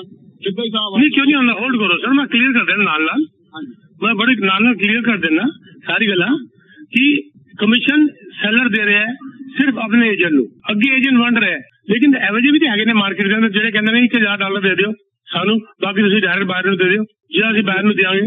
ਉਹ 1% ਤੋਂ ਕਹਿੰਦੇ ਆ, ਪਰ ਉਹ ਨਾਲ ਦੀ ਦੂਜੇ ਪਾਸੇ ਵੀ ਕਰਦੇ ਆ ਨਾ, ਜਿਵੇਂ ਪ੍ਰਾਪਰਟੀ ਉਹਨਾਂ ਕੋਲ ਲੈਣੀ ਆ ਤਾਂ ਉਹ ਹੀ ਕੰਮ ਕਰਦੇ ਆ, ਨਹੀਂ ਤਾਂ ਉਦਾਂ 1% ਤੇ ਕੋਈ ਘਰ ਸੇਲ ਨਹੀਂ ਕਰਦਾ ਹਨਾ। ਜੇ 1% ਤੁਸੀਂ ਕਰਦੇ ਆ, ਕੱਲ ਮੈਂ ਤੁਹਾਨੂੰ ਕਹਿ ਦੂੰਗਾ ਆ ਜਾਓ ਤਬਲਾ ਸਾਹਿਬ ਮੇਰਾ ਘਰ 1% ਤੇ ਸੇਲ ਕਰ ਦਿਓ, ਪਰ ਤੁਸੀਂ ਕੀ ਡੀਲੇ ਕਰੋਗੇ ਕਿ ਜਨਾਬ ਕਿ ਅੱਗੇ ਤੁਸੀਂ ਮੇਰੇ ਤੋਂ ਕੀ ਲੈ ਰਹੇ ਹੋ ਹਨਾ। ਉਦਾਂ ਕੋਈ ਜੇਬ ਚੋਂ ਨਹੀਂ ਦਿੰਦਾ, ਉਹ ਇੱਕ ਜੋ ਸੈਲਰ ਦੀ ਜੇਬ ਤੋਂ ਜਾਣੇ ਪੈਸੇ ਜਿੰਨਾ ਮਰਜ਼ੀ ਜੋਰ ਲਾ ਲਵੇ, ਜਾਂ ਤਾਂ ਉਹ ਅਗਲੇ ਘਰ ਤੇ ਛੱਡੂਗਾ ਜਾਂ ਉਹ ਪਹਿਲੇ ਘਰ ਤੇ ਛੱਡੂਗਾ। ਸਰ ਕਿਉਂ ਨਹੀਂ ਦੇਗਾ ਸਰ, ਮੈਂ ਇਹ ਤੁਹਾਨੂੰ ਪੁੱਛਿਆ ਨਾਲ let us discuss, very healthy discussion ਹੋ ਰਿਹਾ ਹੈ। Why not? मैं एक अपनी चीज बेच रहा, मैं फ्री किस तरह बेच देंगे, मैं कमीशन नहीं देंगे क्या? मैं अपनी चीज बेच रहा और मैं कहना जी बेच दो, तो मैं जिन्होंने कहूँगा बेचो उन्होंने कहूँगा फ्री में बेच दे। नहीं, हाँ जी मैं मानता हूँ फ्री से नहीं दे सकता, पर स्टिल अपने 4% इंटरेस्ट बहुत कमीशन बहुत नहीं, मैं 4% की गलती मैं तो अंदाजा क्या है, 1% ਤੁਸੀਂ ਨੈਗੋਸ਼ੀਏਟ ਕਰੋ ਨਾ ਸਰ। ਮੈਨੂੰ ਇਹ ਗੱਲ ਕਲੀਅਰ ਨਹੀਂ ਹੋ ਰਹੀ ਬਿਲਕੁਲ ਵੀ। ਮੈਂ ਤੁਹਾਨੂੰ ਕਿਹਾ for example 4%, that doesn't mean 4%। Market ਵਿੱਚ ਬੈਠੇ ਨੇ ਜਿਹਨਾਂ ਨੇ ਕਹਿੰਦੇ ਕਿ ਸਾਨੂੰ ਟੋਟਲ 2% ਦੇ ਦਿਓ, ਗੱਲ ਖਤਮ ਹੋ ਗਈ।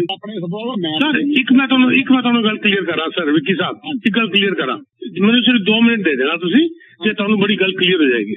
ਇੱਕ ਬੰਦਾ ਮਾਰਕੀਟ 'ਚ ਆਂਦਾ ਹੈ, ਉਹ ਆ ਕੇ ਤੁਹਾਨੂੰ ਕਹਿੰਦਾ ਹੈ ਕਿ ਮੈਨੂੰ ਟੋਟਲ 2% ਦੇ ਦੇ ਔਰ ਮੈਂ ਤੇਰਾ ਘਰ ਵੇਚ ਦਿਆਂਗਾ, ਜਾਂ 2.5% ਦੇ ਦੇ ਮੈਂ ਤੇਰਾ ਘਰ ਵੇਚ ਦਿਆਂਗਾ, ਤੁਹਾਨੂੰ ਦੂਜੇ ਏਜੰਟ ਨੂੰ ਕਮਿਸ਼ਨ ਦੇਣ ਦੀ ਲੋੜ ਨਹੀਂ ਹੈਗੀ, ਮੈਂ ਆਪਣੇ ਆਪ ਦੇ ਦਿਆਂਗਾ। ਹੁਣ ਤੁਸੀਂ ਮੇਰੀ ਗੱਲ ਧਿਆਨ ਨਾਲ ਸੁਣਨਾ ਜਰਾ। ਤੁਹਾਡਾ ਘਰ ਮੰਨ ਲਓ 1 ਮਿਲੀਅਨ ਦਾ ਹੈਗਾ, ਔਰ ਇੱਕ ਬੰਦਾ ਆਇਆ ਮਿਸਟਰ ਏ, ਉਹਨੇ ਕਿਹਾ ਜੀ ਮੈਨੂੰ ਤੁਸੀਂ ਟੋਟਲ 2.5% ਦੇ ਦਿਓ, ਬਸ ਦੂਜੇ ਏਜੰਟ ਨੂੰ ਮੈਂ ਜਿੰਨਾ ਦਿਆਂ ਨਾ ਦਿਆਂ ਮੇਰੀ ਸਿਰਦਰਦੀ ਹੈਗੀ 2.5%। ਤੁਸੀਂ ਖੁਸ਼ ਕਿ ਮੇਰੀ ਕਮਿਸ਼ਨ ਤੇ ਇੱਕੋ ਬੰਦੇ ਨੂੰ ਅੱਧੀ ਗਈ ਹੈ, ਮੈਂ ਉਹ ਨਹੀਂ ਦਿਆਂਗਾ। ਹੁਣ ਆ ਜਾ ਦੂਜੇ ਪਾਸੇ, ਦੂਜਾ ਬੰਦਾ ਆ ਕੇ ਕਹਿੰਦਾ ਨਹੀਂ ਜੀ ਮੈਂ ਤੇ 4% ਲਾਂਗਾ, ਇਸ ਤੋਂ ਥੱਲੇ ਮੈਂ ਤੇ ਲਾਂਗਾ ਨਹੀਂ, ਔਰ ਮੈਂ ਗਾਰੰਟੀ ਦਿਆਂਗਾ ਕਿ ਜਿਹੜਾ ਬਾਇਰ ਏਜੰਟ ਆਏਗਾ ਉਹਨੂੰ ਮੈਂ 2.5% ਆਪਣੇ ਚੋਂ ਦੇ ਦਿਆਂਗਾ, ਮੈਂ ਆਪਣੇ ਕੋਲ ਸਿਰਫ 1.5% ਹੀ ਰੱਖਾਂਗਾ। ਹੁਣ ਆ ਜਾ ਤੀਜਾ ਸਿਨੈਰੀਓ, ਪਹਿਲੇ ਵਾਲੇ ਨੂੰ ਟੋਟਲ ਮਿਲਿਆ 3% ਜਾਂ 2% ਜਾਂ 2.5 ਮਿਲਿਆ, ਚਲੋ ਦੋ ਜੋ ਵੀ ਕਹਿ ਲਓ ਤੁਸੀਂ 2% ਕਹਿ ਲਓ, ਦੋ ਵਾਲੇ ਬੜੇ ਬੈਠੇ ਨੇ। ਹੁਣ 2% ਲੈ ਕੇ ਅਗਰ ਉਹ ਆਪਣੇ ਕੋਲ ਅੱਧਾ % ਵੀ ਰੱਖ ਲੈਂਦਾ ਹੈ, ਉਹ 1.5% ਦਿੰਦਾ ਬਾਇਰ ਏਜੰਟ ਨੂੰ, ਉਹ ਦੂਜੇ ਪਾਸੇ ਮਿਸਟਰ ਬੀ ਜਿਹਨੇ 4% ਦਿੱਤੇ ਨੇ ਔਰ ਉਹਨੇ 2.5% ਦਿੱਤਾ। ਹੁਣ ਮੈਨੂੰ ਸਮਝਾਓ ਕਿ ਜਿਹੜਾ ਬਾਇਰ ਏਜੰਟ ਹੈਗਾ ਉਹ ਕੋਸ਼ਿਸ਼ ਕਿਹੜੇ ਘਰ ਨੂੰ ਵੇਚਣ ਦੀ ਕਰੇਗਾ, ਜਿੱਥੋਂ ਉਹਨੂੰ 1% ਮਿਲ ਰਿਹਾ ਹੈ ਜਾਂ ਜਿੱਥੇ ਉਹਨੂੰ 2.5% ਮਿਲ ਰਿਹਾ ਹੈ? ਸਵਾਲ ਇਹ ਉੱਠਦਾ ਹੈ ਕਿ ਵਿੱਕੀ ਸਾਹਿਬ ਦਾ ਘਰ ਹੈਗਾ ਔਰ ਉਹਨਾਂ ਨੇ 2% ਦੇ ਉੱਤੇ ਤੈਅ ਕਰ ਲਿਆ ਕਿ ਏਜੰਟ ਨਾਲ, और 2 ਵਿੱਚੋਂ ਸਪੋਜ਼ ਕਰੋ ਉਹ 1% ਬਾਇਰ ਏਜੰਟ ਦੇ ਰਿਹਾ ਹੈ। ਵਿੱਕੀ ਸਾਹਿਬ ਤੁਹਾਡਾ ਘਰ 90% ਲੋਕੀ ਨਹੀਂ ਦਿਖਾਣਗੇ ਰੀਅਲਟਰਸ, ਕਿਉਂ? ਉਹ ਕਹਿੰਦੇ ਨੇ ਯਾਰ ਇੱਥੇ ਮੈਂ ਦਿਖਾਵਾਂਗਾ ਸਾਰਾ ਮੇਰਾ 1% ਕਮਿਸ਼ਨ ਮਿਲ ਰਹੀ ਹੈ, ਉੱਤੇ ਕਰਾ ਦੇਵਾਂ ਬੀ ਨੂੰ ਜਿੱਥੇ ਮੈਨੂੰ 2.5% ਮਿਲ ਰਹੀ ਹੈ। ਹੋਇਆ ਕਿ ਵਿੱਕੀ ਸਾਹਿਬ ਆਪਣੇ 2% ਕਮਿਸ਼ਨ ਬਤਾਉਣ ਦੇ ਚੱਕਰ ਵਿੱਚ 50,000 ਘਰ ਸਸਤਾ ਵੇਚ ਛੱਡਣਗੇ, ਕਿਉਂਕਿ ਕੰਪੀਟੀਸ਼ਨ ਨਹੀਂ ਹੋਇਆ ਤੁਹਾਡੇ ਘਰ ਦੇ ਅੰਦਰ, ਖਰੀਦਣ ਦਾ ਕੰਪੀਟੀਸ਼ਨ ਹੀ ਨਹੀਂ ਹੋਇਆ, ਕਿਉਂਕਿ ਉੱਥੇ ਬਾਇਰ ਏਜੰਟ ਹੀ ਨਹੀਂ ਆ ਰਿਹਾ ਉੱਥੇ। ਹਾਲਾਂਕਿ ਉਹ ਗਲਤ ਹੈ ਅਗੇਂਸਟ ਦ ਲਾਅ, लेकिन ह्यूमन वीकनेस हैगी, ਤੁਹਾਡਾ ਸ਼ੋਇੰਗ ਹੀ ਨਹੀਂ ਹੋ ਰਹੀ। ਕਿਉਂ ਨਹੀਂ ਹੋ ਰਹੀ? ਕਿ ਤੁਹਾਡੀ ਕਮਿਸ਼ਨ ਹੀ 1% ਆ ਰਹੀ ਹੈ। ਜਿਹੜਾ ਏਜੰਟ ਵੇਚ ਰਿਹਾ ਉਹ ਕਹਿੰਦਾ ਮੈਂ ਤੇ ਘਰ ਹੀ ਨਹੀਂ ਦਿਖਾਉਂਦਾ ਯਾਰ, ਇੱਥੇ ਮੈਨੂੰ 1% ਮਿਲਣੀ ਹੈ, ਅਗਰ ਮੈਂ ਦੂਜਾ ਵੇਚਾਂ ਮੈਨੂੰ 2.5% ਮਿਲਦੀ ਹੈ। ਤੁਸੀਂ ਆਪਣੀ 2% ਕਮਿਸ਼ਨ ਬਚਾਉਣ ਦੇ ਚੱਕਰ ਵਿੱਚ ਕੰਪੀਟੀਸ਼ਨ ਖਤਮ ਕਰਤਾ। ਕੰਪੀਟੀਸ਼ਨ ਖਤਮ ਹੋਣ ਦਾ ਮਤਲਬ ਹੋਇਆ ਕਿ ਤੁਹਾਡਾ ਘਰ ਸਸਤਾ ਵਿਕ ਗਿਆ, ਔਰ ਤੁਸੀਂ ਬਚਾ ਰਹੇ ਸੀਗੇ 2%, 20,000 ਘਰ ਵਿਕ ਗਿਆ ਸਸਤਾ 50,000, ਕਿਉਂਕਿ ਉੱਥੇ ਨੈਗੋਸ਼ੀਏਸ਼ਨ ਨਹੀਂ ਹੋਈ, ਕੰਪੀਟੀਸ਼ਨ ਨਹੀਂ ਹੋਇਆ। ਜਿਹੜਾ ਬੰਦਾ पूरी 2.5% कमीशन दे रहे हैं, बल्कि सर सारे को एवो जे केसेस है जिन अंदर मैं अपना घर और बाकी सारे छड़ी मैं कमीशन 3% देती है, 3 बाहर एजेंट ताकि उन्होंने कहा पहले मेरा घर आके बेचो, वो पहले आके मेरे थे लाइन लगा देंगे कि इतने कमीशन ज्यादा मिलनी है, कंपटीशन क्रिएट करता है। थोड़ा सोचने का तरीका है। नहीं दसदा ना जनाब, सही गल है ना, अजकल जमाना बदल गया जी, पहला नहीं गल्लां नहीं रही कि एजेंट आऊगा तो घर बेचूगा। अजकल सारा कुछ एपां दे सारा कुछ सामने पिया है ना, इसलिए सारी सामने पई है, राइट? बिल्कुल। मैं अज तक जिन्ने घर लिया जी जनाब है ना, आप बैठांगे किते दंदासां की कुछ करदे आपां, ते मैं कदे भी घर सुधे लिया है ना, क्योंकि घट्टो घट जे तां बंदा इन्नी, क्योंकि बहुते लोग की थोड़ी बहुत आप मेहनत नहीं करना चाहते है ना, क्योंकि देखो मैनू पता कि मेरा घर 12 लाख का है, हुण मैनू एजेंट कमीशन आ गया, वो आके कहता कि भाई ठीक है मैं तेरा घर 11.5 लाख का भेज दूंगा, पर मैं तेरे को कमीशन घट लूंगा, राइट? उन्हें सस्ता भी घर बेचा, राइट? उन्हें वाई नॉट मैनू इन्ना तो पता होना चाहिए ना कि मेरी चीज मैं सैल कर रहा किन्ने दी वैल्यू रखनी है, राइट? दूसरी गल अजकल जो सैल करने का काम है, शोइंग का काम है, क्योंकि पहला एक बड़ा ही है कि दस करके आप अपॉइंटमेंट सैटअप करनी है, फिर आप जाना है ना। अजकल सिंपल गल है, जो हर नंबर उत्ते पिया प्रॉपर्टी ऑनलाइन चेक कर ली है, वो तो जाओ, क्योंकि जो बाकी कारोबार करना वो तो सारा वकील ने करना, लॉयर ने करना, राइट? वो बंदे का तो कोई रोल नहीं होगा है ना, क्योंकि मैं किसी को घरों का पट के नहीं लिया सकता कि छेती छेती आ जाओ घर देखो, लोग एडवरटाइज ही होना है ना। अजकल हर बंदा ਉਹਦਾ ਐਡਵੋਕੇਟ ਨਾਲੋਂ ਵੀ ਜ਼ਿਆਦਾ। ਜੀ ਸਰ, ਇੱਕ ਛੋਟੀ ਗੱਲ ਤੁਹਾਡੀ ਚੰਗੀ ਲੱਗ ਰਹੀ ਹੈ। ਇੱਕ ਛੋਟੀ ਗੱਲ, ਤੁਸੀਂ ਕਾਰ ਲੈ ਕੇ ਹੋ, ਤੁਹਾਨੂੰ ਸੇਲਸਮੈਨ ਮਿਲਦਾ ਸ਼ੋਰੂਮ ਦੇ ਉੱਤੇ, ਉਹ ਤੁਹਾਨੂੰ ਕਹਿੰਦਾ ਜੀ ਇੰਨੇ ਦੀ, ਤੁਸੀਂ ਕਹਿੰਦੇ ਇੰਨੇ ਦੀ, ਫਿਰ ਤੁਹਾਡਾ ਇਨੀਸ਼ੀਅਲ ਕਰਾਉਂਦਾ, ਫਿਰ ਉਹ ਅੰਦਰ ਜਾਂਦਾ ਹੈ, ਅੰਦਰ ਜਾ ਕੇ ਮੈਨੇਜਰ ਕੋਲ ਹੋ ਕੇ ਬਾਹਰ ਆਉਂਦਾ ਹੈ, ਫਿਰ ਕਹਿੰਦਾ ਜੀ ਇੰਨੀ ਦੀ ਆਫਰ, ਫਿਰ ਤੁਸੀਂ ਇੰਨੇ ਦੀ ਪਾਉਂਦੇ ਹੋ। ਇਹ ਹੁੰਦਾ ਨਾ ਕਾਰ ਦੇ ਅੰਦਰ। ਕਿਉਂ ਨਹੀਂ ਉਹ ਮੈਨੇਜਰ ਤੁਹਾਨੂੰ ਆ ਕੇ ਸੇਲਸ ਮੈਨੇਜਰ ਡਾਇਰੈਕਟ ਮਿਲ ਰਿਹਾ? ਕਿਉਂ ਨਹੀਂ ਮਿਲ ਰਿਹਾ? Because that is a way of negotiation. ਤੁਸੀਂ ਕਹਿੰਦੇ ਜੀ ਮੈਂ ਸਿੱਧੀ ਡੀਲ ਕਰ ਲੈਣਾ, ਉਹ ਤੁਹਾਨੂੰ ਪ੍ਰਾਈਸ ਦਾ ਪਤਾ ਹੈ। Very sorry to say something is wrong. ਕਦੇ ਤੁਸੀਂ ਏਜੰਟ ਦੇ ਥਰੂ ਵੀ ਚੰਗੀ ਕਰਕੇ ਦੇਖ ਲਓ, ਤੁਹਾਨੂੰ ਬੈਟਰ ਪ੍ਰਾਈਸ ਮਿਲੇਗਾ, ਕਿਉਂਕਿ ਤੁਸੀਂ ਨੈਗੋਸ਼ੀਏਸ਼ਨ ਨਹੀਂ ਕਰ ਪਾਓਗੇ ਸਰ। ਡਾਇਰੈਕਟ ਨੈਗੋਸ਼ੀਏਸ਼ਨ ਕਿਧਰੇ ਵੀ ਨਹੀਂ ਹੁੰਦੀ, ਤੁਸੀਂ ਜਿੱਧਰ ਵੀ ਚਲੇ ਜਾਓ। Even for the airline tickets, travel agent ਨਾਲ ਗੱਲ ਕਰ ਰਹੇ, ਅੰਡਰ ਰਾਈਟਰ ਕੋ ਹੋਰ ਬੈਠਾ ਹੋਇਆ ਪਿੱਛੇ। Sir direct negotiation will go always against the client. That is my point of view. ਕਿਉਂਕਿ ਅੱਜ ਕੱਲ ਏਜੰਟ ਰਾਜ ਦਾ ਬੰਦਾ ਇਦਾਂ ਕਦੇ ਹੁੰਦਾ ਨਹੀਂ ਹੈਗਾ, ਕਿਉਂਕਿ ਥੋੜੀ ਜਿਹੀ ਤੁਸੀਂ ਥੋੜੀ ਜਿਹੀ ਇੰਨੇ ਅੱਜ ਕੱਲ ਇੰਨੀ ਐਜੂਕੇਸ਼ਨ ਹਰ ਬੰਦੇ ਕੋਲ ਹੈਗੀ, ਫੋਨ ਚਲਾ ਸਕਦਾ ਹੈ, ਚਲਾ ਸਕਦਾ ਹੈ। ਉਹ ਬੰਦਾ ਇੰਨੀ ਨਾ ਰੱਖਦਾ ਕਿ ਘਰ ਪਹਿਲਾਂ ਇਹ ਲਾਗੇ ਇਹਦੇ ਕੀ ਕੁਝ ਹੋ ਰਿਹਾ, ਕੀ ਕੁਝ ਨਹੀਂ ਹੋ ਰਿਹਾ, ਬਜਾਏ ਤੁਸੀਂ $50,000-$60,000 ਕਿਸੇ ਦੀ ਪਾਕਟ ਤੋਂ ਹੀ ਪਾ ਦੋ ਹਨਾ। ਬਿਗ ਆਈ ਹੈ ਨਾ ਇਹਦੇ ਤੋਂ। ਤੁਹਾਨੂੰ ਮੈਂ ਇੱਕ ਫਿਗਰ ਦੇ ਦੇਣਾ ਛੋਟੀ ਜੀ, ਇੱਕ ਛੋਟੀ ਫਿਗਰ ਦੇ ਦੇਣਾ। ਇਹ ਪੈਂਡੇਮਿਕ ਦੇ ਪਹਿਲੇ ਦੀ ਦੇ ਰਿਹਾ ਫਿਗਰ, ਕਿਉਂਕਿ ਪੈਂਡੇਮਿਕ ਦੇ ਅੰਦਰ ਫਿਗਰ ਸਾਰੀਆਂ ਆਉਣੀਆਂ ਹੀ ਬੰਦ ਹੋ ਗਈਆਂ। ਫਿਸਬੋ ਕਹਿੰਦੇ ਨੇ ਇਹਨੂੰ, FSBO means for sale by owners. 91.2% of the FISBOs that goes back to the agent, है ना हैरानगी की गल। 91.2% ਜਿਹੜੇ ਲੋਕੀ ਖੁਦ ਘਰ ਵੇਚ ਰਹੇ ਹੁੰਦੇ ਨੇ, ਅਲਟੀਮੇਟਲੀ ਘੁੰਮ ਫਿਰ ਕੇ ਏਜੰਟ ਕੋਲ ਆ ਜਾਂਦੇ ਨੇ, ਤੁਸੀਂ ਵੇਚ ਦਿਓ। ਕਿਉਂ ਨਹੀਂ ਵੇਚ ਸਕੇ ਸਰ? ਇੰਨੀ ਵੱਡੀ ਫਿਗਰ ਕਿਉਂ ਹੋ ਗਈ 91.2%? 10% ਕਿਉਂ ਨਹੀਂ ਸੀਗੀ? ਕਿਉਂਕਿ ਸਾਰੇ ਵਿੱਕੀ ਸਾਹਿਬ ਨਹੀਂ ਹੈਗੇ ਸ਼ਾਇਦ। 91.2% ਜਿਹੜਾ ਸੇਲ ਕਰਨਾ ਹੈ ਨਾ, ਉਹਦੇ ਕੋਲ ਆਪਸ਼ਨ ਹੀ ਨਹੀਂ ਬਚੀ ਹੈਗੀ। मतलब बाहर को ऑप्शन है कि मैं कोई एजेंट हायर करना या नहीं करना। सेलर को तो उन्हें पता है कि मैं मंडी च घर मार्केट च घर पाउन लई मैनूं हैव टू आना थ्रू जाना ही पैना है। वेरी गुड विक्की साहब, एक गल होर दस दिओ मैनूं, तुसीं डायरेक्ट युधिष्ठिर जी, मैं ज्यादा लंबा टाइम नहीं ले रहे ना? बिल्कुल नहीं, बहुत बढ़िया। अच्छा, थैंक यू, हेल्दी डिस्कशन हो रही है, बहुत बढ़िया। थैंक यू विक्की साहब, नाल बड़ा मजा आ रहा गल करके। सर बायर कहंदा मेरे कोल एजेंट नहीं हैगा, और क्यों नहीं एजेंट हैगा? क्योंकि मैं सैलर नाल नेगोशिएट कर लांगा प्राइस कमीशन दा, राइट है one of the main reason. इहो रीजन सब तो बड़ा। मैनूं एक गल दसो, एक सैलर विदाउट रियल्टर तुहाडा नेगोशिएट कर रहा है, सर ए थोड़ा जिहा इहदे ते ध्यान दिओ, क्या तुहाडे बेनीफिट वास्ते नेगोशिएट कर रहा है या अपने बेनीफिट वास्ते नेगोशिएट कर रहा है? और वो कहंदा है कि मैं तेरे नाल, हां जी सर, दोनों ਨੂੰ बेनीफिट होगा जी। अच्छा, दोनों ਨੂੰ बेनीफिट ਤਾਂ ਹੋਏਗਾ जब ਉਹਦੇ ਤੇ ਬਾਟਾ ਦਾ ਪ੍ਰਾਈਸ ਹੋਏਗਾ $105 ਦਾ ਜੁੱਤਾ, तो ਵੰਡ ਲਓ। ਮਕਾਨ ਦਾ ਪ੍ਰਾਈਸ ਹੀ ਨਹੀਂ ਪਤਾ ਕਿਸੇ ਨੂੰ। ਤੁਹਾਡੇ ਵੱਲੋਂ ਤੁਸੀਂ ਕਹਿ ਰਹੇ ਹੋ ਜੀ ਮੈਂ ਕਮਿਸ਼ਨ ਬਚਾ ਲਾਂਗਾ। क्या ਇਹਦਾ ਫਿਕਸ ਪ੍ਰਾਈਸ ਹੈਗਾ ਕਿ ਵੀ 1 ਮਿਲੀਅਨ ਦਾ ਘਰ ਹੈਗਾ, ਚਾਹੇ ਉਸਦੀ ਕਮਿਸ਼ਨ ਬੜੀ ਬਚੀ ਸੀ 25,000, 12.5 ਤੇਰੇ 12.5 ਮੇਰੇ, ਉਹ ਤੇ ਜੀ ਨੈਗੋਸ਼ੀਏਟ ਹੀ ਨਹੀਂ ਹੈ। ਤੇ ਪ੍ਰਾਈਸ ਕਿਧਰੋਂ ਆ ਗਿਆ? Seller will never ever risk the house uninsured, एक समझ कह लो, when he deals directly with the buyer. The seller will only deal with the buyer when he is getting the commission, not the buyer. Buyer ਨੂੰ commission ਦੇਣ ਦੇ ਚੱਕਰ ਵਿੱਚ ਆਪਣੇ ਆਪ ਨੂੰ ਕਿਉਂ ਐਕਸਪੋਜ਼ ਕਰੇਗਾ seller for a higher risk? ਤੁਸੀਂ ਇਸ ਪੁਆਇੰਟ ਆਫ ਵਿਊ ਨੂੰ ਸੋਚੋ ਜਰਾ, ਤੁਹਾਡੇ ਪੁਆਇੰਟ ਆਫ ਵਿਊ ਨਹੀਂ, seller ਦੇ ਪੁਆਇੰਟ ਆਫ ਵਿਊ ਨਾਲ। ਮੈਂ seller ਹੈਗਾ, ਮੈਂ ਕਹਿ ਰਿਹਾ ਜੀ ਮੈਂ 25,000 ਸਿੱਧਾ ਵਿੱਕੀ ਸਾਹਿਬ ਨੂੰ ਦੇ ਦੇਣਾ, ਔਰ ਮੇਰੇ ਔਰ ਤੁਹਾਡਾ ਜਿਹੜਾ ਤੁਹਾਡੇ ਕੋਲ ਬਾਹਰ ਹੀ ਨਹੀਂ ਹੈਗਾ, ਮੈਂ ਕਮਿਸ਼ਨ ਬਚਾ ਦੇਣਾ। एक्सपोज हो गया सर, रिस्क बड़ा बड़ा कभी नहीं करेगा। और तुम कहते हो जी कि असं अद्धी दी कमीशन बढ़ांगे, या तो मेरे के प्राइस लैके आ जाओ जी, थोक हो जाके स्टैंप लग गई है जी 1 मिलियन का करेगा सर। वो नेगोशिएशन के अंदर ही 25,000 फालतू दे के 12.5 लैके खुश हो गए हो कि जी लो जी मैं 12.5 कमा ले, जबकि 25,000 फालतू तो बैठे। और तुम कहते मैं बड़ा एक्सपर्ट है, मेरे को प्राइस है सर। प्राइस के अंदरों प्राइस निकलता है, वो किस तरह निकलता है, वो एक्सपर्टीज हैगी। ਜਿਹੜਾ ਸੈਲਰ ਹੈ ਨਾ ਜਨਾਬ, ਉਹਨੂੰ ਤਾਂ ਰਾਈਟਰ ਨੇ ਮੋਰੇ ਨਹੀਂ ਆਉਣ ਦੇਣਾ, ਰਾਈਟ। ਉਹਨੂੰ ਮਗਰ ਹੀ ਰੱਖਣਾ ਕਿ ਨਹੀਂ ਤੂੰ ਮੇਰੇ ਨਾਲ ਚੱਲ ਕਿਉਂਕਿ ਮੈਂ ਤੇਰੇ ਨਾਲ ਆ, ਹਨਾ, ਰਾਈਟ। ਉਹ ਸਿਰਫ ਇੰਨਾ ਹੋ ਜਾਂਦਾ ਕਿ ਤੁਸੀਂ ਜਦੋਂ ਦੂਜਾ ਰਾਈਟਰ ਪਾ ਦਿੰਦੇ, ਹੁਣ ਮੈਂ ਘਰ ਇੱਕ ਮਿੰਟ ਦੀ ਗੱਲ ਖਤਮ ਕਰ ਰਹੀ, ਲੰਬੀ ਚੌੜੀ ਗੱਲ ਨਹੀਂ ਹੈਗੀ, ਰਾਈਟ, ਹਨਾ। ਨਾਲ ਮੈਂ ਇੱਕ ਰਾਈਟਰ ਨੂੰ ਕਾਲ ਕੀਤੀ, ਮੈਂ ਕਿਹਾ ਜੀ ਮੈਂ ਘਰ ਦੇਖਣਾ, ਕਹਿੰਦਾ ਜੀ ਆ ਜਾਓ, ਤੁਹਾਡੇ ਕੋਲ ਰਾਈਟਰ ਹੈਗਾ? ਮੈਂ ਕਿਹਾ ਜੀ ਨਹੀਂ ਹੈਗਾ। ਕਹਿੰਦਾ ਫਿਰ ਤੁਸੀਂ ਕੀ ਕਰੋਗੇ? ਮੈਂ ਕਿਹਾ ਜੀ ਜੇ ਤੁਸੀਂ ਘਰ ਡੀਲ ਕਰਾ ਲਓਗੇ ਤਾਂ ਆਪਾਂ ਤੁਹਾਡੇ ਨਾਲ ਹੀ ਗੱਲ ਕਰ ਲਾਂਗੇ, ਹਨਾ। ਕਹਿੰਦੇ ਠੀਕ ਹੈ ਜਨਾਬ ਆ ਜਾਓ। ਮੁੜ ਕੇ 2 ਮਿੰਟ ਬਾਅਦ ਸੋਚ ਸਕਦੀ ਕਿ ਮੈਨੂੰ ਕਹਿੰਦਾ ਗੱਲ ਇਹ ਕਿਹਾ, ਜਦੋਂ ਤੁਸੀਂ ਘਰ ਆਓਗੇ ਤਾਂ ਤੁਹਾਨੂੰ ਇੱਕ ਪੇਪਰ ਸਾਈਨ ਕਰਨਾ ਪਊਗਾ। ਮੈਂ ਕਿਹਾ ਜਨਾਬ ਜਿੱਥੇ ਮਰਜ਼ੀ ਕਰਾ ਲਿਓ ਸਾਈਨ, ਆਪਾਂ ਕਰ ਦਾਂਗੇ। ਤੇ ਜਦੋਂ ਮੈਂ ਘਰ ਤੋਂ ਬਾਹਰ ਨਿਕਲੂੰਗਾ ਪਲੀਜ਼ ਉਹ ਪੇਪਰ ਪਾੜ ਕੇ ਕੱਢ ਲਿਓ। ਤੇ ਕਹਿੰਦੇ ਕਿਉਂ? ਮੈਂ ਕਿਹਾ ਤੁਹਾਡਾ ਕੀ ਮਤਲਬ? ਕਹਿਣ ਦਾ ਕਹਿੰਦੇ ਮਤਲਬ ਮੇਰਾ ਇਹ ਆ ਕਿ ਜੇ ਤੂੰ ਅੰਦਰ ਘਰ ਦੇਖਣ ਆ ਗਿਆ ਆ, ਹਨਾ, ਉਹਦੇ ਘਰ ਲੱਗਾ ਆ, ਮੈਂ ਦੇਖਣ ਆ ਗਿਆ, ਉਸ ਤੋਂ ਬਾਅਦ ਤੂੰ 3 ਮਹੀਨੇ ਲਈ ਮੇਰੇ ਨਾਲ ਬੌਂਡ ਹੋ ਗਿਆ। ਮੈਂ ਕਿਹਾ ਜਨਾਬ ਇਹ ਤੁਸੀਂ ਉਹ ਗੱਲ ਕਰਤੀ ਕਿ ਮੈਂ ਕਿਸੇ ਡੀਲਰਸ਼ਿਪ ਤੇ ਗੱਡੀ ਵੇਖਣ ਗਿਆ, ਡੀਲਰਸ਼ਿਪ ਵਾਲਾ ਕਹਿੰਦਾ ਕਿ ਤੂੰ ਹੁਣ ਅੰਦਰ ਮੇਰੀ ਸ਼ੌਪ ਤੇ ਆ ਗਿਆ, ਤੂੰ ਅੱਜ ਤੋਂ ਬਾਅਦ ਜੇ ਬਾਹਰ ਜਾਏਗਾ ਤਾਂ ਤੂੰ ਹੁਣ ਗੱਡੀ ਕਿਤੇ ਹੋਰ ਨਹੀਂ ਲੈ ਸਕਦਾ, ਤੂੰ ਮੇਰੇ ਤੋਂ ਹੀ ਲੈਂਗਾ, ਹਨਾ।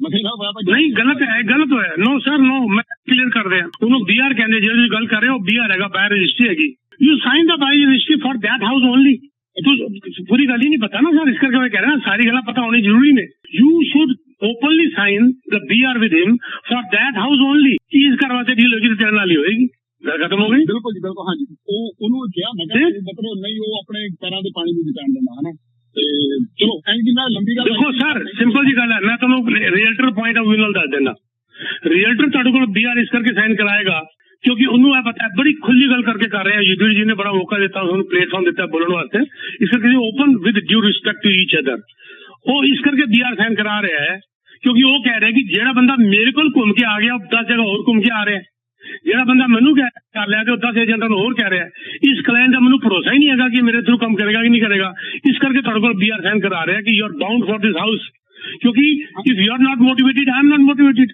ਤੁਸੀਂ ਮੇਰੇ ਸਗੇ ਨਹੀਂ ਹੋ ਤੇ ਮੈਂ ਤੁਹਾਡਾ ਸਗਾ ਨਹੀਂ ਹੈਗਾ ਜਿਹੜਾ ਬੰਦਾ ਮੇਰੇ ਕੋਲ ਆ ਕੇ ਇਹ ਕਹਿੰਦਾ ਹੈ ਸਰ ਇੱਕ ਮਿੰਟ ਮੈਨੂੰ ਖਤਮ ਕਰ ਦਿਓ ਗੱਲ ਜਿਹੜਾ ਬੰਦਾ ਮੈਨੂੰ ਆ ਕੇ ਇਹ ਕਹਿੰਦਾ ਹੈ ਕਿ ਮੈਂ ਮਤਲਬ ਦਿਖਾਈ ਜਾਂਦੇ ਨਹੀਂ ਮਾਰੀ ਮੇਰੇ ਏਜੰਟ ਜਾਂਦੇ ਨੇ ਕਿ ਮੈਨੂੰ 10 ਘਰ ਦਿਖਾ ਦਿਓ ਔਰ ਮੈਂ BR ਸਾਈਨ ਨਹੀਂ ਕਰਾਂਗਾ ਅਸੀਂ ਕੰਮ ਹੀ ਨਹੀਂ ਕਰਦੇ ਅਸੀਂ ਵਿਦਆਊਟ ਕਮਿਟਮੈਂਟ ਕੰਮ ਹੀ ਨਹੀਂ ਕਰਦੇ ਹਾਂ ਅਸੀਂ ਇਹ ਕਰ ਦਿਆਂਗੇ ਜੀ ਮਹੀਨਾ ਕਰਦੇ ਚੱਲ ਤੂੰ ਲੇਕਿਨ you have to be committed to us because ਜਿਹੜਾ ਮੇਰੇ ਨਾਲ ਸਾਈਨ ਨਹੀਂ ਕਰ ਰਿਹਾ ਉਹ ਬਾਕੀ ਏਜੰਟਾਂ ਨੂੰ ਕਹੀ ਜਾ ਰਿਹਾ ਕਿ ਮੈਨੂੰ ਘਰ ਦਿਖਾਓ ਉਹ ਸਾਰਿਆਂ ਨੂੰ ਉੱਲੂ ਬਣਾਈ ਜਾ ਰਿਹਾ 10 ਏਜੰਟ ਜਿਹੜੇ ਨੇ ਉਹਨੂੰ ਘਰ ਦਿਖਾਈ ਜਾ ਰਹੇ ਨੇ ਔਰ ਕਿਸੇ ਨੂੰ ਵੀ ਨਹੀਂ ਪਤਾ ਕਿ ਮੇਰੇ ਥਰੂ ਲਏਗਾ ਕਿ ਨਹੀਂ ਲਏਗਾ ਉਹਦਾ ਸਭ ਤੋਂ ਵੱਡਾ ਨੁਕਸਾਨ ਵਿੱਕੀ ਸਾਹਿਬ ਨੂੰ ਹੈ ਕਿਉਂ ਵਿੱਕੀ ਸਾਹਿਬ ਨੂੰ ਨੁਕਸਾਨ ਹੈਗਾ ਕਿਉਂਕਿ ਮੈਨੂੰ ਪਤਾ ਕਿ ਵਿੱਕੀ ਸਾਹਿਬ ਮੇਰੇ ਸਗੇ ਨਹੀਂ ਹੈਗੇ ਜਿਹੜਾ ਵੀ ਮਕਾਨ ਆਏਗਾ ਮੈਂ ਚੇਪਣ ਦੀ ਕੋਸ਼ਿਸ਼ ਕਰ ਦਿਆਂਗਾ ਹਾਲਾਂਕਿ ਵਿੱਕੀ ਸਾਹਿਬ ਬੜੇ ਸਿਆਣੇ ਨੇ ਨਾ ਲੈਣ ਬੇਸ਼ੱਕ ਲੇਕਿਨ if you are committed to me ਮੇਰਾ ਧਰਮ ਬਣ ਜਾਂਦਾ ਹੈਗਾ ਕਿ Vicky Sahib is committed to me I should be committed to him ਮੈਂ ਥੋਕ ਵਜਾ ਕੇ ਦਿਆਂਗਾ ਔਰ ਕਿਉਂਕਿ ਮੈਨੂੰ ਖਤਰਾ ਨਹੀਂ ਹੈਗਾ ਕਿ ਵਿੱਕੀ ਸਾਹਿਬ ਹੋਰ 9 ਬੰਦਿਆਂ ਨਾਲ ਕੰਮ ਕਰ ਰਹੇ ਨੇ ਇਸ ਕਰਕੇ BR ਸਾਈਨ ਕਰਨਾ ਤੁਹਾਡੇ ਹੱਕ 'ਚ ਹੈਗਾ ਨਾ ਕਿ ਰੀਅਲਟਰ ਦੇ ਹੱਕ 'ਚ ਹੈਗਾ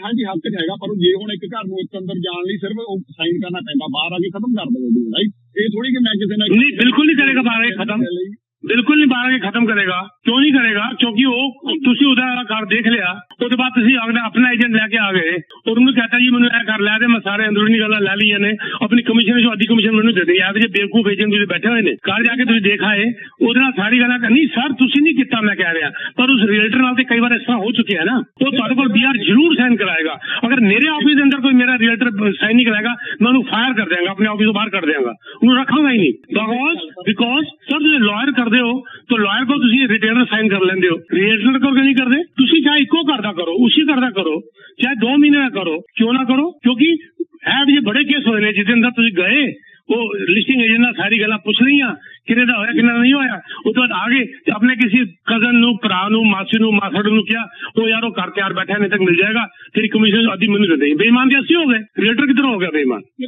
जी यह गल कई तुम्हारा पॉइंट ऑफ व्यू बिल्कुल ठीक है लेकिन मैं रीएल्टर पॉइंट ऑफ व्यू दस रहा कि वो कितना परेशान है ਉਹਦੇ ਨਾਲ ਕੀ ਹੁੰਦਾ ਹੈਗਾ ਉਹਦੇ ਤਾਂ ਦੱਸਦਾ ਨਾ ਕਿ ਇੱਕ ਘਰ ਨਹੀਂ ਉਹ ਗੱਲ ਹੋ ਸਕਦੀ ਹੈ ਜਿਹੜੇ ਘਰ ਮੈਂ ਦੇਖਣ ਗਿਆ ਉਸ ਘਰ ਤੇ ਮੈਂ ਏਜੰਟ ਨਾ ਲਿਆਵਾਂ ਬਿਲਕੁਲ ਮੇਰੀ ਉਹ ਗਲਤ ਗੱਲ ਹੋਊਗੀ ਜੇ ਮੈਂ ਲੈ ਕੇ ਜਾਣਾ ਨਾ ਕਿਉਂਕਿ ਪਹਿਲਾਂ ਮੈਂ ਉੱਥੇ ਸਾਰਾ ਕੁਝ ਪੁੱਛਦਾ ਹੈ ਪਰ ਹੋਰ ਘਰ ਦਾ ਨਹੀਂ ਮੈਨੂੰ ਬਾਹਰ ਸਕਦਾ ਕਿ ਹੁਣ 3 ਮਹੀਨੇ ਤੂੰ ਮੇਰੇ ਨਾਲ ਹੀ ਵੱਜ ਬਿਲਕੁਲ ਨਹੀਂ ਕਰ ਸਕਦਾ ਥੋੜੀ ਮਨਾ ਕਰ ਦਿਓ ਮੈਂ ਨਹੀਂ ਕਰਾਂਗਾ ਯੂ ਆਰ ਵੈਰੀ ਰਾਈਟ ਮਨਾ ਕਰ ਦਿਓ ਜੀ ਜੀ ਠੀਕ ਹੈ ਗੱਲ ਬੁਰੀ ਲੱਗਦੀ ਹੈ ਜਨਾਬ ਥੈਂਕ ਯੂ ਵੈਰੀ ਮਚ बिल्कुल ठीक है मना कर सकते हो थोड़ा पूरा हक है लेकिन रियल्टर पॉइंट ऑफ व्यू ना वो बिल्कुल सच्चा है चलना होंगे कई बार इस तरह अजी कई बार देखना सारे जना कहते हैं सर मेरे ओपन हाउस में आया था सर मेरे को उसने कहा सब कुछ तो अगले दिन वही किसी और एजेंट को लेके मेरे पास आ गया मैं कहा बेवकूफ तो तू हैगा बेवकूफ तो तू हैगा जिन्हें तुम कार दिखाता है why didn't you sign BR साढ़े 3 रूल बन चुके हैं सारा ऑफिस अंदर you have to get the BR sign first और वो चाहे 8 दिन 2 दिन 4 दिन का हो पर you have to get it first that you are representing the agent otherwise you are not allowed to deal with the client ਹਾਂਜੀ ਪੇਪਰ ਸਾਈਨ ਕਰਕੇ ਤੁਸੀਂ ਹੋਰ ਰੱਖ ਲਓ ਕਿ ਉਹ ਘਰ ਦੇ ਉੱਤੇ ਬੰਦਾ ਕੋਈ ਕਰ ਨਹੀਂ ਸਕਦਾ ਪਰ ਬਾਹਰ ਨਹੀਂ जी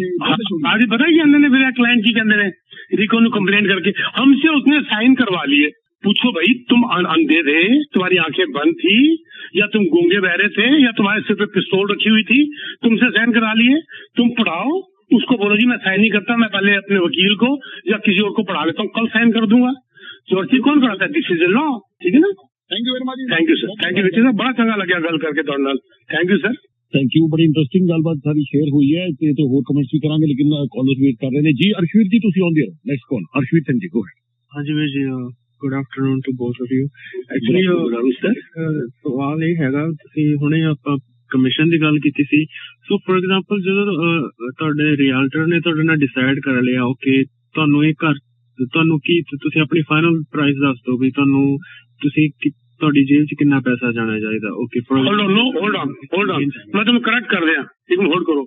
ਰੱਬ ਵੀ ਨਹੀਂ ਦੱਸ ਸਕਦਾ ਕਿ ਤੁਹਾਡੀ ਜੇਬ 'ਚ ਕਿੰਨਾ ਪੈਸਾ ਜਾਏਗਾ। How can you say that? जब जिसको साढ़े को कोई एजेंट साढ़े को क्लाइंट आके कहता है ना कि मेरी जेब में 1 मिलियन आ जाना चाहिए, बाकी के आप ले लो, असं कहना जी 1,50,000 एजेंट है उन्होंने डील कर लो। नोबडी कैन से तेरी जेब चिन्ह आएगा। जेड़ा तुम कह रहे कि तेरी जेब चिन्ह आएगा वो रियल्टर ही नहीं आएगा। ਉਹਦਾ ਲਾਇਸੈਂਸ ਦੁਬਾਰਾ ਦੇਖੋ ਕਿਧਰੇ ਹੋ ਸਾਲਾ ਨਕਲੀ ਨਾ ਹੋਏ। ਉਹ ਕੀ ਬੇਕੂਫਾਂ ਦੀ ਗੱਲ ਕਰ ਰਿਹਾ ਹੈਗਾ ਕਿ ਤੇਰੀ ਜੇਬ ਵਿੱਚ ਜਿੰਨਾ ਆ ਜਾਏਗਾ। How the hell he can say that? There is no provision in RICO that somebody can say तेरी जेब जिन्ना आ जाएगा बाकी की कमीशन मेरी। ਇਹ ਸਿਰਫ ਮਾਰਕੀਟ ਜਿਪਿੰਗ ਹੈਗੀ ਹੈ ਸਰ। ਹਾਂਜੀ ਨਹੀਂ ਚਲੋ ਠੀਕ ਆ, ਰੀਅਲਟਰ ਨਾ ਕਵੇ, ਪਰ ਮੈਨੂੰ ਇਹ ਤਾਂ ਐਕਸਪੈਕਟੇਸ਼ਨ ਹੁੰਦੀ ਆ ਵੀ ਫਰਜ਼ ਕਰੋ ਵੀ ਓਕੇ ਮੈਨੂੰ ਇਹਦੀ ਮੈਨੂੰ ਅੱਜ ਦੇ ਹਿਸਾਬ ਦੇ ਨਾਲ ਮੈਨੂੰ ਲੱਗਦਾ ਵੀ ਮੈਨੂੰ ਇਹਦੀ 9 ਲੱਖ, ਚਲੋ 9 ਲੱਖ ਮੈਨੂੰ ਲੱਗਦਾ ਵੀ ਮੇਰਾ ਘਰ ਇਹ 9 ਲੱਖ ਤੱਕ ਵਿਕ ਜਾਏਗਾ। बिल्कुल परफेक्ट है। किन्ने तक का विक जाएगा? जेब विच किन्ना है नहीं। मैं 9 ਲੱਖ ਤੇ ਮੈਨੂੰ ਸਿਰਫ 9 ਲੱਖ ਚਾਹੀਦਾ, ਉੱਪਰੋਂ ਤੁਸੀਂ ਜਿੰਨੇ ਦਾ ਮਰਜ਼ੀ ਚਾਹੀਦਾ ਨਹੀਂ। ਫਿਰ ਇਹਨੂੰ ਗੱਲ ਚੇਂਜ ਕਰੋ ਰਾਜੂ ਜੀ, ਮੈਂ ਕੱਲ ਕਰੈਕਟ ਕਰੀ ਜਾਵਾਂ ਨਾਲ ਹੋਲਡ ਕਰੋ। ਤੁਸੀਂ ਪਹਿਲੇ ਕਿਹਾ 9 ਲੱਖ ਤੱਕ ਦਾ ਵਿਕ ਜਾਏਗਾ, that is a correct word, लेकिन देखो मेरी जेब ही 9 ਲੱਖ आ जाएगा, दिस इज वेरी रॉन्ग। ਅਸੀਂ CMA ਕੰਪੈਰੀਟਿਵ ਮਾਰਕੀਟ ਐਨਾਲਿਸਿਸ ਕਰਕੇ ਰੀਅਲਟਰ ਤੁਹਾਨੂੰ ਦੱਸਦਾ ਹੈਗਾ ਕਿ ਤੁਹਾਡਾ ਮਕਾਨ ਅਪਰੋਕਸੀਮੇਟ ਇਹ ਕੰਪੈਰੀਜ਼ਨ ਹੈਗੇ ਨੇ 7 ਜਾਂ 8 ਜਾਂ 10 ਜਾਂ 12 ਜਾਂ 15 ਜਾਂ 4 ਇਸ ਦੇ ਹਿਸਾਬ ਨਾਲ ਤੁਹਾਡਾ ਮਕਾਨ ਅੰਦਾਜ਼ਾ ਇਸ ਦੇ ਨਾਲ ਵਿਕ ਸਕਦਾ ਹੈ। ਇਸ ਤੋਂ ਅੱਗੇ ਰੀਅਲਟਰ ਕੁਝ ਦੱਸ ਹੀ ਨਹੀਂ ਸਕਦਾ। ਤੁਸੀਂ ਕਹੋ ਜੀ ਅਗਰ 9 ਲੱਖ ਦੱਸਿਆ ਇੰਨੇ ਤੱਕ ਦਾ ਵਿਕੇਗਾ, ਦੈਟਸ ਆਲ ਅਪਰੋਕਸੀਮੇਟ ਹੈਗਾ। ਉਹਦੇ ਬਾਅਦ ਸਾਰੇ ਖਰਚੇ ਤੁਹਾਡੇ ਨੇ। ਤੁਸੀਂ ਕਹਿੰਦੇ ਸੀ ਮੇਰੀ ਜੇਬ ਵਿੱਚ 9 ਲੱਖ ਆਏਗਾ, ਅਗੇਨ ਇਟ ਇਜ਼ ਰੌਂਗ। ਕਿਸ ਤਰ੍ਹਾਂ ਤੁਹਾਡੀ ਜੇਬ 9 ਲੱਖ ਜਦ ਤੱਕ ਤੁਹਾਨੂੰ ਮਾਰਕੀਟ ਦਾ ਸੈਲਿੰਗ ਪ੍ਰਾਈਸ ਦਾ ਨਹੀਂ ਪਤਾ, ਤੁਹਾਡੇ ਖਰਚੇ ਦਾ ਨਹੀਂ ਪਤਾ, ਤੇ this is the right approach sir.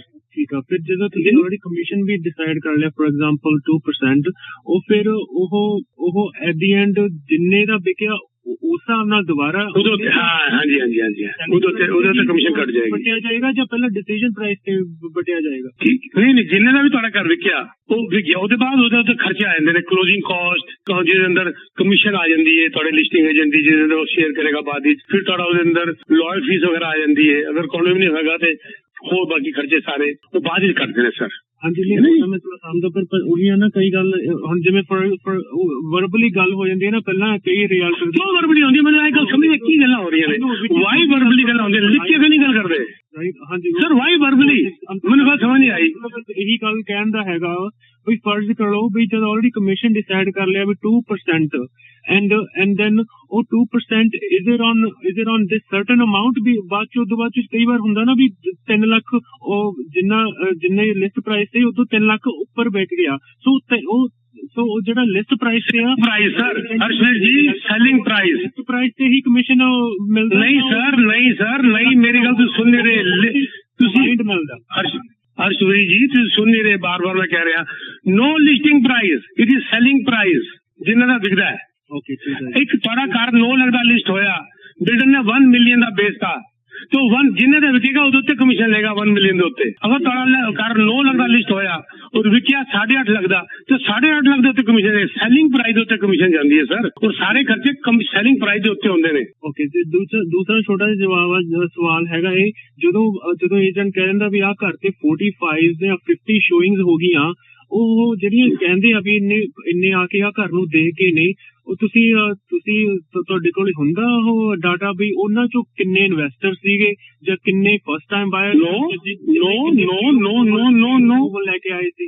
No, hold on, ਬਹੁਤ ਸੋਹਣਾ ਕੁਐਸਚਨ ਹੈ ਤੁਹਾਡਾ ਵਾਲਾ sir. Always ask your realtor to give you the report one every day, number 1 every day and number 2 every week, और हर showing ਦੇ ਅੱਗੇ I need a remark from you ਕਿ ਉਹਨਾਂ ਦੇ ਬਾਰੇ ਤੁਸੀਂ ਕੀ ਕਹਿ ਸਕਦੇ ਹੋ।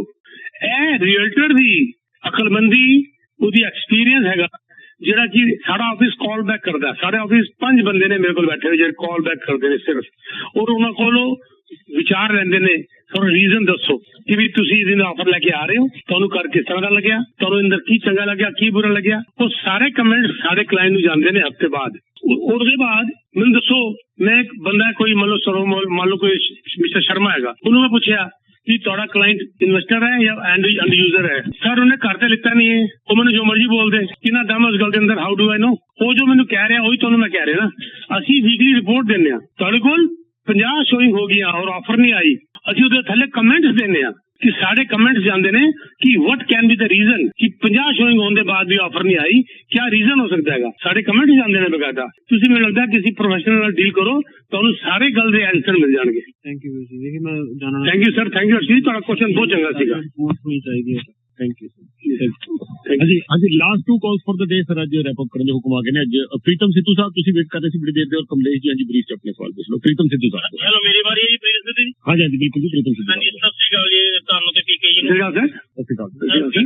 ਪੀਕੇ ਜੀ, ਮੈਂ ਤੁਹਾਡੀ ਪੇਸ਼ੈਂਸ ਨੂੰ ਸਲੂਟ ਕਰਦਾ ਸਰ। ਅੱਧਾ ਘੰਟੇ ਤੋਂ ਨਾ ਸਾਡਾ ਸੁਣ ਕੇ ਸਿਰ ਦੁਖਣ ਲੱਗ ਗਿਆ ਤੇ ਤੁਹਾਡਾ ਤਾਂ ਐਕਸਪਲੇਨ ਕਰਨ ਦਾ ਸਿਰ ਨਹੀਂ ਦੁਖਣ ਲੱਗਿਆ ਹਲੇ। सर कोई गली बादाम खाते हुए थैंक यू सर। जी थैंक यू। थैंक यू जी। Last call for the day, last call जी, फिर रैप अप करने हुक्म ने। कमलेश पांड्या जी ਤੁਸੀਂ ਆਉਂਦੇ ਰਹੋ।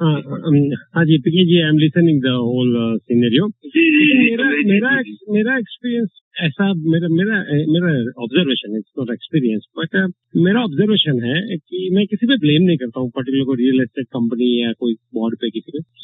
सेलर के एजेंट को और बायर के एजेंट को पैसा कहाँ से आता है? जो हाउस सेल करता है उधर से आता है। तो ज्यादातर केसेस में मैंने देखा है कि बायर और सेलर दोनों के एजेंट, सेलर जो हाउस ऑनर है जो सेल कर रहा है उसके लिए ही काम कर। क्योंकि मेरे काफी दोस्तों का एक्सपीरियंस है कि हमारा जो एजेंट है जो who was buying for us, who was representing us, always he was putting boundary, नहीं इससे तो वो नीचे नहीं जाएगा, इससे तो आगे वो नेगोशिएशन नहीं करेगा, इससे तो नहीं करेगा। मुझे लगता है कि बायर का एजेंट होता है उसको बायर के पास से ही कमीशन लेना चाहिए और सेलर का सेलर के पास से, तभी जाके ये जो रियल एस्टेट में जो प्राइस की अप एंड डाउन बहुत होती है, जो ऑफर में चला जाता है, जो कई कंट्री होता है। You are very right. कई कंट्री में नहीं, मैंने तो ये टोरंटो रियल एस्टेट बोर्ड की बात करनी है। मुझे लगता है, एक मिनट सर, मुझे लगता है कि इसको रेगुलेट इसी तरह से करना चाहिए कि बायर का कमीशन बायर देगा, सेलर का कमीशन सेलर देगा। क्योंकि फिर क्या होता है कि इसमें फिर वो क्या बोलते हैं, सट्टा हो जाता है, सट्टा मतलब गैम्बलिंग हो जाती है एक जात की। क्योंकि मेरा एजेंट है, काम मेरे लिए करना है, लेकिन पैसे तो आपके उधर से आने वाले हैं। जितना महंगा आपका घर बिकेगा उसको 2% उतना ज्यादा मिलेगा। तो मेरा कमेंट है, किसी को पर्सनल नहीं लेना चाहिए। You are very right, you are very right. लेकिन मुझे बता दो कि अगर बायर दे रहा है अपने क्लाइंट को, अपने एजेंट को कमीशन, तो क्या वो फिर नहीं मिल सकता उसके साथ, सेलर के साथ? कर सकता है, लेकिन मैं जितना वो कर सकता है, लेकिन बात ये नहीं है, ये सिर्फ हमारी सोच है। अभी जब मैं वेकेशन में था, इससे पहले टोक्यो पर, I think I was in Hong Kong, तो मेरे को मेरे एजेंट ने कॉल किया कि सेलर जो है सारी डील हो गई थी, डील बन चुकी थी कंफर्म, सिर्फ एक इंस्पेक्शन के लिए सेप्टिक टैंक, क्योंकि रूरल एरिया था, सेप्टिक टैंक के लिए सेलर के एजेंट ने बोला कि जी सेप्टिक टैंक जो है आपको खुद ही बर्फ में ढका हुआ था, खुद ही खोदना है, खुद ही निकालना है, हम उसकी कोई वारंटी नहीं लेते। हमने कहा कि आपको उसकी वारंटी देनी पड़ेगी। कहता जी अगर आपको पसंद नहीं आएगा तो कैंसिल कर देना। हमने कहा नहीं, हम अपने बंदे को होल्ड करिए, एक मिनट होल्ड करिए सर, एक मिनट होल्ड करिए प्लीज। हमने उसको कहा कि $500 भी हम क्यों खर्च करें, पहले बताइए इंस्पेक्शन की सेप्टिक टैंक के। $500 खर्च करने के बाद पता चलता है जी सेप्टिक टैंक 50 साल पुराना है, खराब है। हम अपने 500 क्यों करेंगे? पहले बताओ कि अगर हमारी रिपोर्ट के हिसाब से गलत होगा तो you will do it with no. हमारा क्लाइंट तैयार था, देखिए बड़ी इंटरेस्टिंग बात, अब असली बात बता रहा हूँ। हमारा क्लाइंट तैयार था, वो कहता कोई बात नहीं, कितने का आएगा? हमने कहा सवाल ये नहीं उठता, सवाल ये उठता है कि कल को ये सेप्टिक टैंक आपको मान लीजिए हमारी रिपोर्ट में आ गया कि इसको बदलना पड़ेगा, $20,000 का खर्चा आ जाएगा, हमारे लिए शर्म की बात है। हम क्या, हम नहीं करेंगे। हमने डील, क्लाइंट हमारा रेडी था और हमने डील को डेड करवाया है। कौन एजेंट करवाएगा मुझे बता दो। कुछ एजेंट करते हैं, कुछ एजेंट गुड फेथ में सब करते हैं, लेकिन ये तो हाउस इंस्पेक्शन में पता चल जाता है अगर बायर का स्मार्ट है तो। लेकिन मेरे को लगता है कि बायर का एजेंट भी बायर से कमीशन लेके उसको न्यूट्रली रिप्रेजेंट करेगा तो ही ये हाउसिंग इंडस्ट्री बड़ी अच्छी जाएगी। क्योंकि दोनों को पैसे तो एक ही जगह से मिलते हैं ना, इससे ज्यादातर वो लोग मिल जाते हैं। मेरा ऑब्जर्वेशन है, कमेंट है। मेरा ये मानना है, हालांकि मुझे पता है मेरे कहते ही बहुत सारे रियल्टर्स की मुझे गालियां पड़नी शुरू हो जाएंगी। मेरा ये मानना है युधिष्ठिर जी, मेरे को लगता है आप सहमत होंगे मेरे से, जब 3 लाख का घर था जी कमीशन 2.5% थी, आज 1.5 मिलियन का घर है तो भी 2.5%। मेरे ख्याल से कमीशन 1% होनी चाहिए, बस मेरा ये मानना है। सर आपके मुताबिक कितनी होनी चाहिए? 1%। अच्छा, मैं सर विद ड्यू रिस्पेक्ट एक गल कहना चाहना है कि मैं इस गल दे नाल सहमत नहीं हैगा, क्योंकि महंगाई बहुत है, महंगाई बहुत है। 1% में सर्वाइव नहीं हो सकता है बहुत सर। 3 लाख का मैं 1.5 मिलियन बोल रहा हूँ सर, 5 गुना मतलब 2.5% के 2.5% जो है, मैं तो 1% बोल रहा हूँ सर, वो फिर भी 2.5 की डबल 5% हो जाती है। जी एजेंट बहुत है, रेगुलेशन बहुत हो गए। हाँ युद्ध जी आप क्या कह रहे हैं? ਸਰ ਮੇਰਾ ਥੋੜਾ ਸੋਚਣ ਦਾ ਤਰੀਕਾ ਹਲਕਾ ਜਿਹਾ ਡਿਫਰੈਂਟ ਹੈਗਾ ਇਹਦੇ ਨਾਲੋਂ। ਉਹ ਇਹ ਹੈਗਾ ਆ ਕਿ ਜਦੋਂ ਤੇ ਗੱਲ ਸੀਗੀ, ਦੇਖੋ ਅੱਜ ਇੱਕ ਚੀਜ਼ ਤੁਸੀਂ 2.5 ਲੱਖ ਦੀ ਜਾਂ 3 ਲੱਖ ਦੀ ਖਰੀਦਣ ਜਾਂਦੇ ਹੋ, ਠੀਕ ਹੈ, ਉਹਦੇ 'ਚ ਤਾਂ 1% ਫਿਰ ਵੀ ਮੈਂ ਸੋਚ ਸਕਦਾ ਵੈਸੇ ਕਿ 1% ਦੇ ਦਈਏ ਆਪਾਂ, ਰੀਅਲਟਰ ਕੋ ਵਧੀਆ ਕਰੀਏ ਨਾ ਕਰੀਏ। ਤੁਸੀਂ ਚੀਜ਼ ਲੈਣੀ ਹੈ 1 ਮਿਲੀਅਨ ਦੀ, 1.5 ਮਿਲੀਅਨ ਦੀ, 1.5 ਮਿਲੀਅਨ ਦਾ ਘਰ ਲੈ ਰਹੇ ਆ, ਔਰ ਘਰ 'ਚ ਅਸੀਂ ਰਹਿਣਾ ਵੀ ਹੁੰਦਾ ਯੂਜੂਲੀ। ਜੇ 1.5 ਮਿਲੀਅਨ ਦਾ ਘਰ ਇਨਵੈਸਟਮੈਂਟ ਲਈ ਤਾਂ ਲੋਕ ਘੱਟ ਹੀ ਲੈਂਦੇ ਨੇ। 1.5 ਮਿਲੀਅਨ ਦਾ ਘਰ ਤੁਸੀਂ ਲੈਣਾ ਹੈ, ਰਹਿਣਾ ਘਰ ਦੇ ਵਿੱਚ 8 ਸਾਲ 10 ਸਾਲ ਔਨ ਐਨ ਐਵਰੇਜ ਤੁਸੀਂ ਘਰ ਦੇ ਵਿੱਚ ਰਹਿਣਾ ਵੀ ਹੈ। ਤੇ ਅਸੀਂ ਇਹ ਚਾਹ ਰਹੇ ਹਾਂ ਕਿ ਜੀ ਜਿਹੜਾ ਏਜੰਟ ਹੈਗਾ ਉਹ ਠੀਕ ਹੈ, ਉਹ ਤੁਹਾਨੂੰ ਇੱਕ ਸਰ ਸਿੱਧੀ ਜੀ ਗੱਲ ਹੈ, ਜੇ 1% ਵਾਲਾ ਏਜੰਟ ਕਰੋਗੇ ਤਾਂ 1% ਵਾਲੀ ਸਰਵਿਸ ਐਕਸਪੈਕਟ ਕਰਨਾ। ਫਿਰ ਥੈਂਕ ਯੂ ਸਰ, ਮੈਂ 1% ਕਰਕੇ ਕਿਹਾ ਸੀਗਾ sir, thank you very much, ਕਿਉਂਕਿ ਅੱਜ ਤੁਸੀਂ ਕੰਟਰੋਲ ਤੇ ਹੈ ਨਹੀਂ, 1% ਹੋਣੀ ਚਾਹੀਦੀ ਹੈ। ਅੱਜ ਵੀ ਜਿਹੜੇ 2.5% ਜਿਹੜੇ ਲੈ ਰਹੇ ਨੇ, ਅਸੀਂ 0.5% ਵਾਲੇ ਤੁਹਾਨੂੰ ਪਤਾ $1000 ਨਾਲ ਤੁਸੀਂ ਲਿਸਟ ਕਰਦੇ ਹੋ ਜੀ, ਅੱਜ ਵੀ ਹੈਗੇ ਨੇ, ਪਰ ਪੀਕੇ ਸਬਰ ਵਾਲੇ ਕੋਲ ਕਿਉਂ ਆ ਰਹੇ ਨੇ ਲੋਕੀ 2.5% ਦੇਣ ਵਾਸਤੇ? Because they get services. Thank you very much. The commission should depend on the services. 1% होनी चाहिए, 2.5% भी होनी चाहिए, पर 2.5% के अंदर कौन 2.5% कर रहा है? मैं समझा दो, ऐसे सिर्फ नेगोशिएशन रहेगी थोड़ी रियल्टर नाल। मैं हमेशा कहना मूंगफली सुतोगे बंदर ही आएंगे, मूंगफली सुतोगे बंदर ही आएंगे, बात खत्म हो गई। बाकी गुड कमीशन को कई बार आंदे ने जी, वो 1000 में लिस्ट कर रहे हैं, वो 2000 में कर रहे हैं, वो 2.5% में कर रहे हैं, वो 1% में कर रहे हैं। हम कहते हैं हम तो 2.5% में करेंगे, पर इसमें 1% होनी चाहिए। स्टिल वहाँ की वहाँ है, क्योंकि फिर भी नेगोशिएशन है। कोई थंब रूल तो नहीं गवर्नमेंट ने बनाया ना कि जी आपको फिक्स यही कमीशन लेनी है, तब तो ठीक है जी, बात अलग होगी, 1% सबके लिए हो गया। लेकिन जब है ही ओपन मार्केट है, चाहे मैं 1% कहूँ, चाहे मैं 2.5% कहूँ, चाहे मैं 0.5% कहूँ, it is just simple service and your remuneration, simple. Sir बिल्कुल सही है, क्योंकि देखो ਜਿਹੜਾ ਬੰਦਾ ਅੱਜ ਸਿੰਪਲ ਜੀ ਗੱਲ ਹੈ ਕਿ ਜਿਹੜਾ ਬੰਦਾ ਅੱਜ ਮੈਨੂੰ ਸਰਵਿਸ ਦੇਣ ਦੀ ਪ੍ਰੋਪਰ, ਹਾਂ ਇੱਕ ਚੀਜ਼ ਬੜੀ ਜ਼ਰੂਰੀ ਹੈ, ਜਿਸ ਤਰ੍ਹਾਂ ਉਹ ਪਹਿਲਾਂ ਕਾਲਰ ਕਹਿ ਰਹੇ ਸੀਗੇ ਨਾ, ਵਿੱਕੀ ਸਾਹਿਬ ਦੀ ਉਹ ਗੱਲ ਸੁਣ ਰਹੇ, ਕਹਿੰਦੇ ਜੀ ਬਿਨਾਂ ਮਤਲਬ $50,000-60,000 ਪਾ ਦਈਏ। ਉਹ ਲਾਈਨ ਉੱਥੇ ਤੱਕ ਠੀਕ ਹੈ ਕਿ ਬਿਨਾਂ ਮਤਲਬ, ਪਰ ਜੇ ਤਾਂ ਬਿਨਾਂ ਮਤਲਬ ਪਾ ਰਹੇ ਹੋ ਫਿਰ ਗਲਤ ਹੈ। ਪਰ ਜੇ ਤੁਹਾਨੂੰ ਲੱਗਦਾ ਹੈ ਕਿ ਬੰਦਾ ਪ੍ਰੋਫੈਸ਼ਨਲ ਹੈ, ਸਾਰਾ ਕੁਝ ਠੀਕ ਹੈ, ਅਸੀਂ ਮਿਲੀਅਨ, 1.5 ਮਿਲੀਅਨ, $2 ਮਿਲੀਅਨ ਦਾ ਘਰ ਖਰੀਦਣਾ ਹੈ, ਰਹਿਣਾ ਵੀ ਉੱਥੇ 8-10 ਸਾਲ, ਤੇ ਬੈਟਰ ਹੈ। ਔਰ ਇੱਕ ਚੀਜ਼ ਹੋਰ ਮੈਨੂੰ ਇਸ ਤਰ੍ਹਾਂ ਲੱਗਦਾ ਹੈ, ਉਹ ਕਹਿੰਦੇ ਜੀ ਬਾਇਰ ਤੋਂ ਹੀ ਸਾਰੇ ਪੈਸੇ ਆਉਂਦੇ ਨੇ। ਨੋ ਡਾਊਟ ਕਮਿਸ਼ਨ ਬਾਇਰ ਤੋਂ ਲਿਆ ਜਾ ਰਿਹਾ ਹੈ, ਲੇਕਿਨ ਕੱਲ ਨੂੰ ਜਿਹੜਾ ਬਾਇਰ ਹੈਗਾ, ਫਰਜ਼ ਕਰ ਲਓ ਅਸੀਂ ਘਰ ਵੇਚਣ ਤੇ ਲਗਾਉਂਦੇ ਹਾਂ, ਪਹਿਲਾਂ ਮੈਂ ਦੋਨੋਂ ਪੁਆਇੰਟ ਕਹਿ ਦਿੰਦਾ, ਘਰ ਅਸੀਂ ਵੇਚਣ ਤੇ ਲਗਾਉਂਦੇ ਹਾਂ, ਠੀਕ ਹੈ, ਘਰ ਅਸੀਂ ਵੇਚਣ ਤੇ ਲਗਾਉਂਦੇ ਹਾਂ। ਜੇ ਸਾਡਾ ਰੀਅਲ ਸਟੇਟ ਏਜੰਟ ਅਟਰੈਕਟ ਹੀ ਨਹੀਂ ਕਰ ਪਾ ਰਿਹਾ ਬਾਇਰ, ਉਹ ਕਹਿੰਦਾ ਜੀ ਕੋਈ ਨਹੀਂ ਆਪਣੇ ਚਾਚੇ ਭਤੀਜੇ ਨੂੰ ਵੇਚ ਦਿਆਂਗੇ, ਛੱਡੋ ਜੀ ਬਸ ਠੀਕ ਹੈ, ਮੇਰੇ ਕੋਲ ਹੈਗੇ 2-4, ਆਪਣੀ ਮਰਜ਼ੀ ਨਾਲ ਹੀ ਸਾਰਾ ਕੁਝ ਕਰੀ ਜਾ ਰਿਹਾ, ਤੇ ਤੁਸੀਂ ਸੋਚ ਉਹ ਤੁਹਾਨੂੰ ਨੁਕਸਾਨ ਕਰ ਰਿਹਾ। ਜੇ ਤੁਹਾਡਾ ਏਜੰਟ ਉਹ ਪਕੜੋ ਜਿਹੜਾ ਬੰਦਾ ਕਹੇ ਜੀ ਮੈਂ ਮੈਕਸਿਮਮ ਬਾਇਰ ਦਾ ਅਟਰੈਕਟ ਕਰਾਂਗਾ, ਮੇਰੇ ਕੋਲ ਆਪਣਾ ਤਰੀਕੇਕਾਰ ਹੈ, ਮੇਰੇ ਕੋਲ ਆਪਣਾ ਵੀ ਡਾਟਾਬੇਸ ਪਿਆ ਹੈ, ਮੇਰੇ ਕੋਲ ਰੋਜ਼ ਲੋਕ ਵੀ ਮੇਰੇ ਦਰਵਾਜ਼ੇ ਤੇ ਆਉਂਦੇ ਪੁੱਛਣ ਲਈ, 50 ਜਗ੍ਹਾ ਮੇਰੀ ਐਡ ਵੀ ਚੱਲ ਰਹੀ, ਸਾਰਾ ਕੁਝ ਹੈ, ਬਾਇਰ ਦਾ ਅਟਰੈਕਟ ਹੋ ਗਏ, ਨੰਬਰ 1।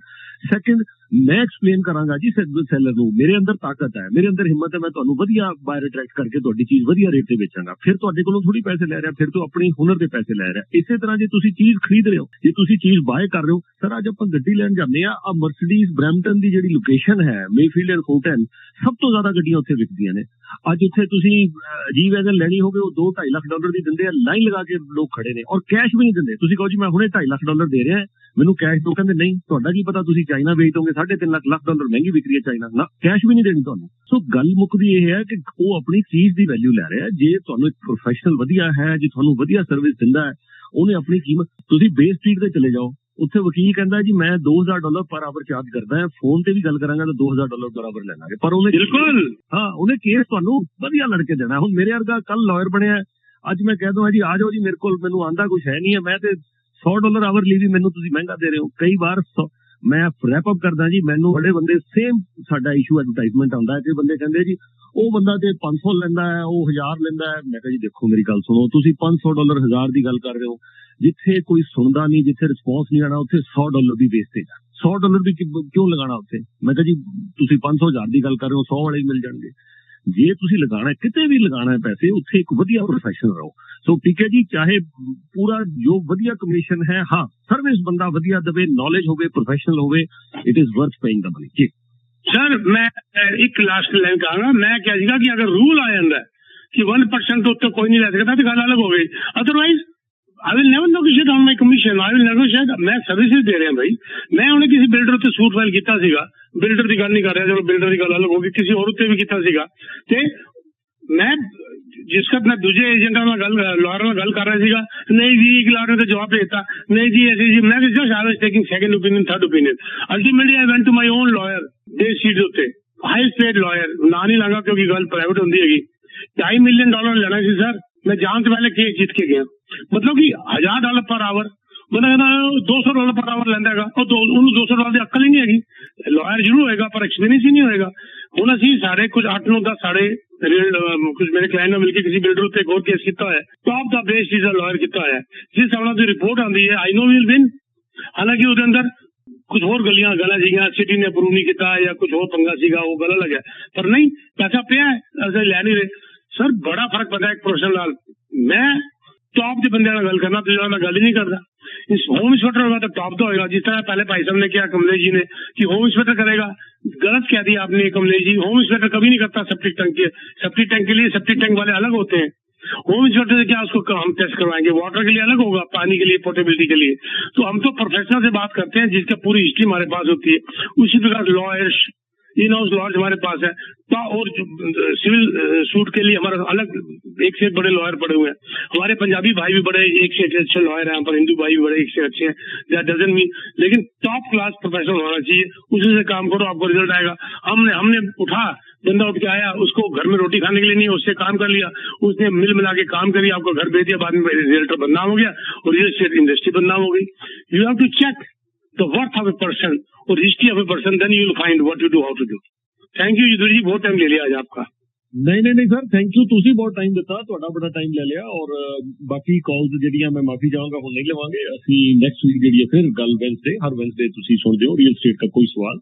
पीके सब्रवाल सर कोई प्रोजेक्ट है कोई कुछ है वो भी जरूर दसो फोन नंबर भी इंग्लिश में अभी दोनों thank you very much sir project is PK Sabharwal मुझे कनेक्ट कर लो हर किस्म के प्रोजेक्ट हैं ऑल ओवर जीटी और उसके बाहर हर किस्म के प्रोजेक्ट हैं town home semi attach detach luxury homes pre construction apartments condominium units land commercial बहुत कुछ अवेलेबल है बहुत इंसेंटिव्स अवेलेबल है बस हमें कांटेक्ट कर लो आपके हिसाब से हम आपको बता देंगे डिफरेंट ऑप्शंस आपके आगे रख देंगे जो चाहिए होगा ले लीजिएगा बहुत जल्दी we are doing open house I think within next 1 week और 10 days maximum we are doing open house in our office उसमें भी आपको शोकेस करेंगे बहुत सारे डिफरेंट प्रोजेक्ट्स उसमें मिलिएगा एड जल्दी शुरू हो जाएगी एटलीस्ट 4-5 दिन हमारी एड चलेगी तीसरा we are also hiring agents कल भी हमारे ऑफिस में बहुत बड़ा बिल्डर आ रहा है और रिप्रेजेंट वो हम उसको बुला रहे हैं वो अपने ऑफिस स्टाफ के साथ आ रहा है हमारे एजेंट्स को मिलने के लिए तो हम इस किस्म से आपको मुलाकात करवाते हैं बिल्डरों के साथ इंट्रोडक्शन करवाते हैं और आपका उनसे रिलेशन डेवलप करते हैं उसके बाद इसी में आपका बेनिफिट है किस तरीके से हमने बेनिफिट्स बिल्डर से लेना है we are also hiring agents अगर आप इंटरेस्टेड हैं मेरे अंडर काम करने के लिए मेरे मेंटरशिप में और प्लस हमारे यहाँ 3 किस्म की ट्रेनिंग चलती है social media web forms and मेरी पीके सब्रवाल की मेंटरशिप तो आप मुझे कांटेक्ट कर सकते हैं इस सैटरडे को भी मेरी 4 अपॉइंटमेंट्स हैं नए रियल्टर्स के साथ आप मुझे कांटेक्ट कर सकते हैं 6472994757 आई रिपीट 6472994757 एक लास्ट बात ये कहा गया था 2022 सबसे बड़ा था रियल्टर्स के लिए मेरे पास रिकॉर्ड्स हैं 2022 मेरे लिए बेस्ट था मेरी पूरी लाइफ के अंदर अब ये कैसे हो सकता है तो एक साथ खराब था क्योंकि एक बड़ी सिंपल सी कहावत है जो लाहौर बुद्धू वो फिलौर में भी बुद्धू उसकी बुद्धू बने को हमें दूर करना है यही ट्रेनिंग है हमारी कि how to change your way of working सच बोलकर ईमानदारी के साथ यही टीम सब्रवाल में सिखाया जाता है यही न्यूज एंड रियलिटी एक्सपर्ट्स के अंदर सिखाया जाता है thank you very much Yudhveer ji thank you always a pleasure listening to you PK ji बहुत मजा आया आज thank you so much and wish you all the best thank you sir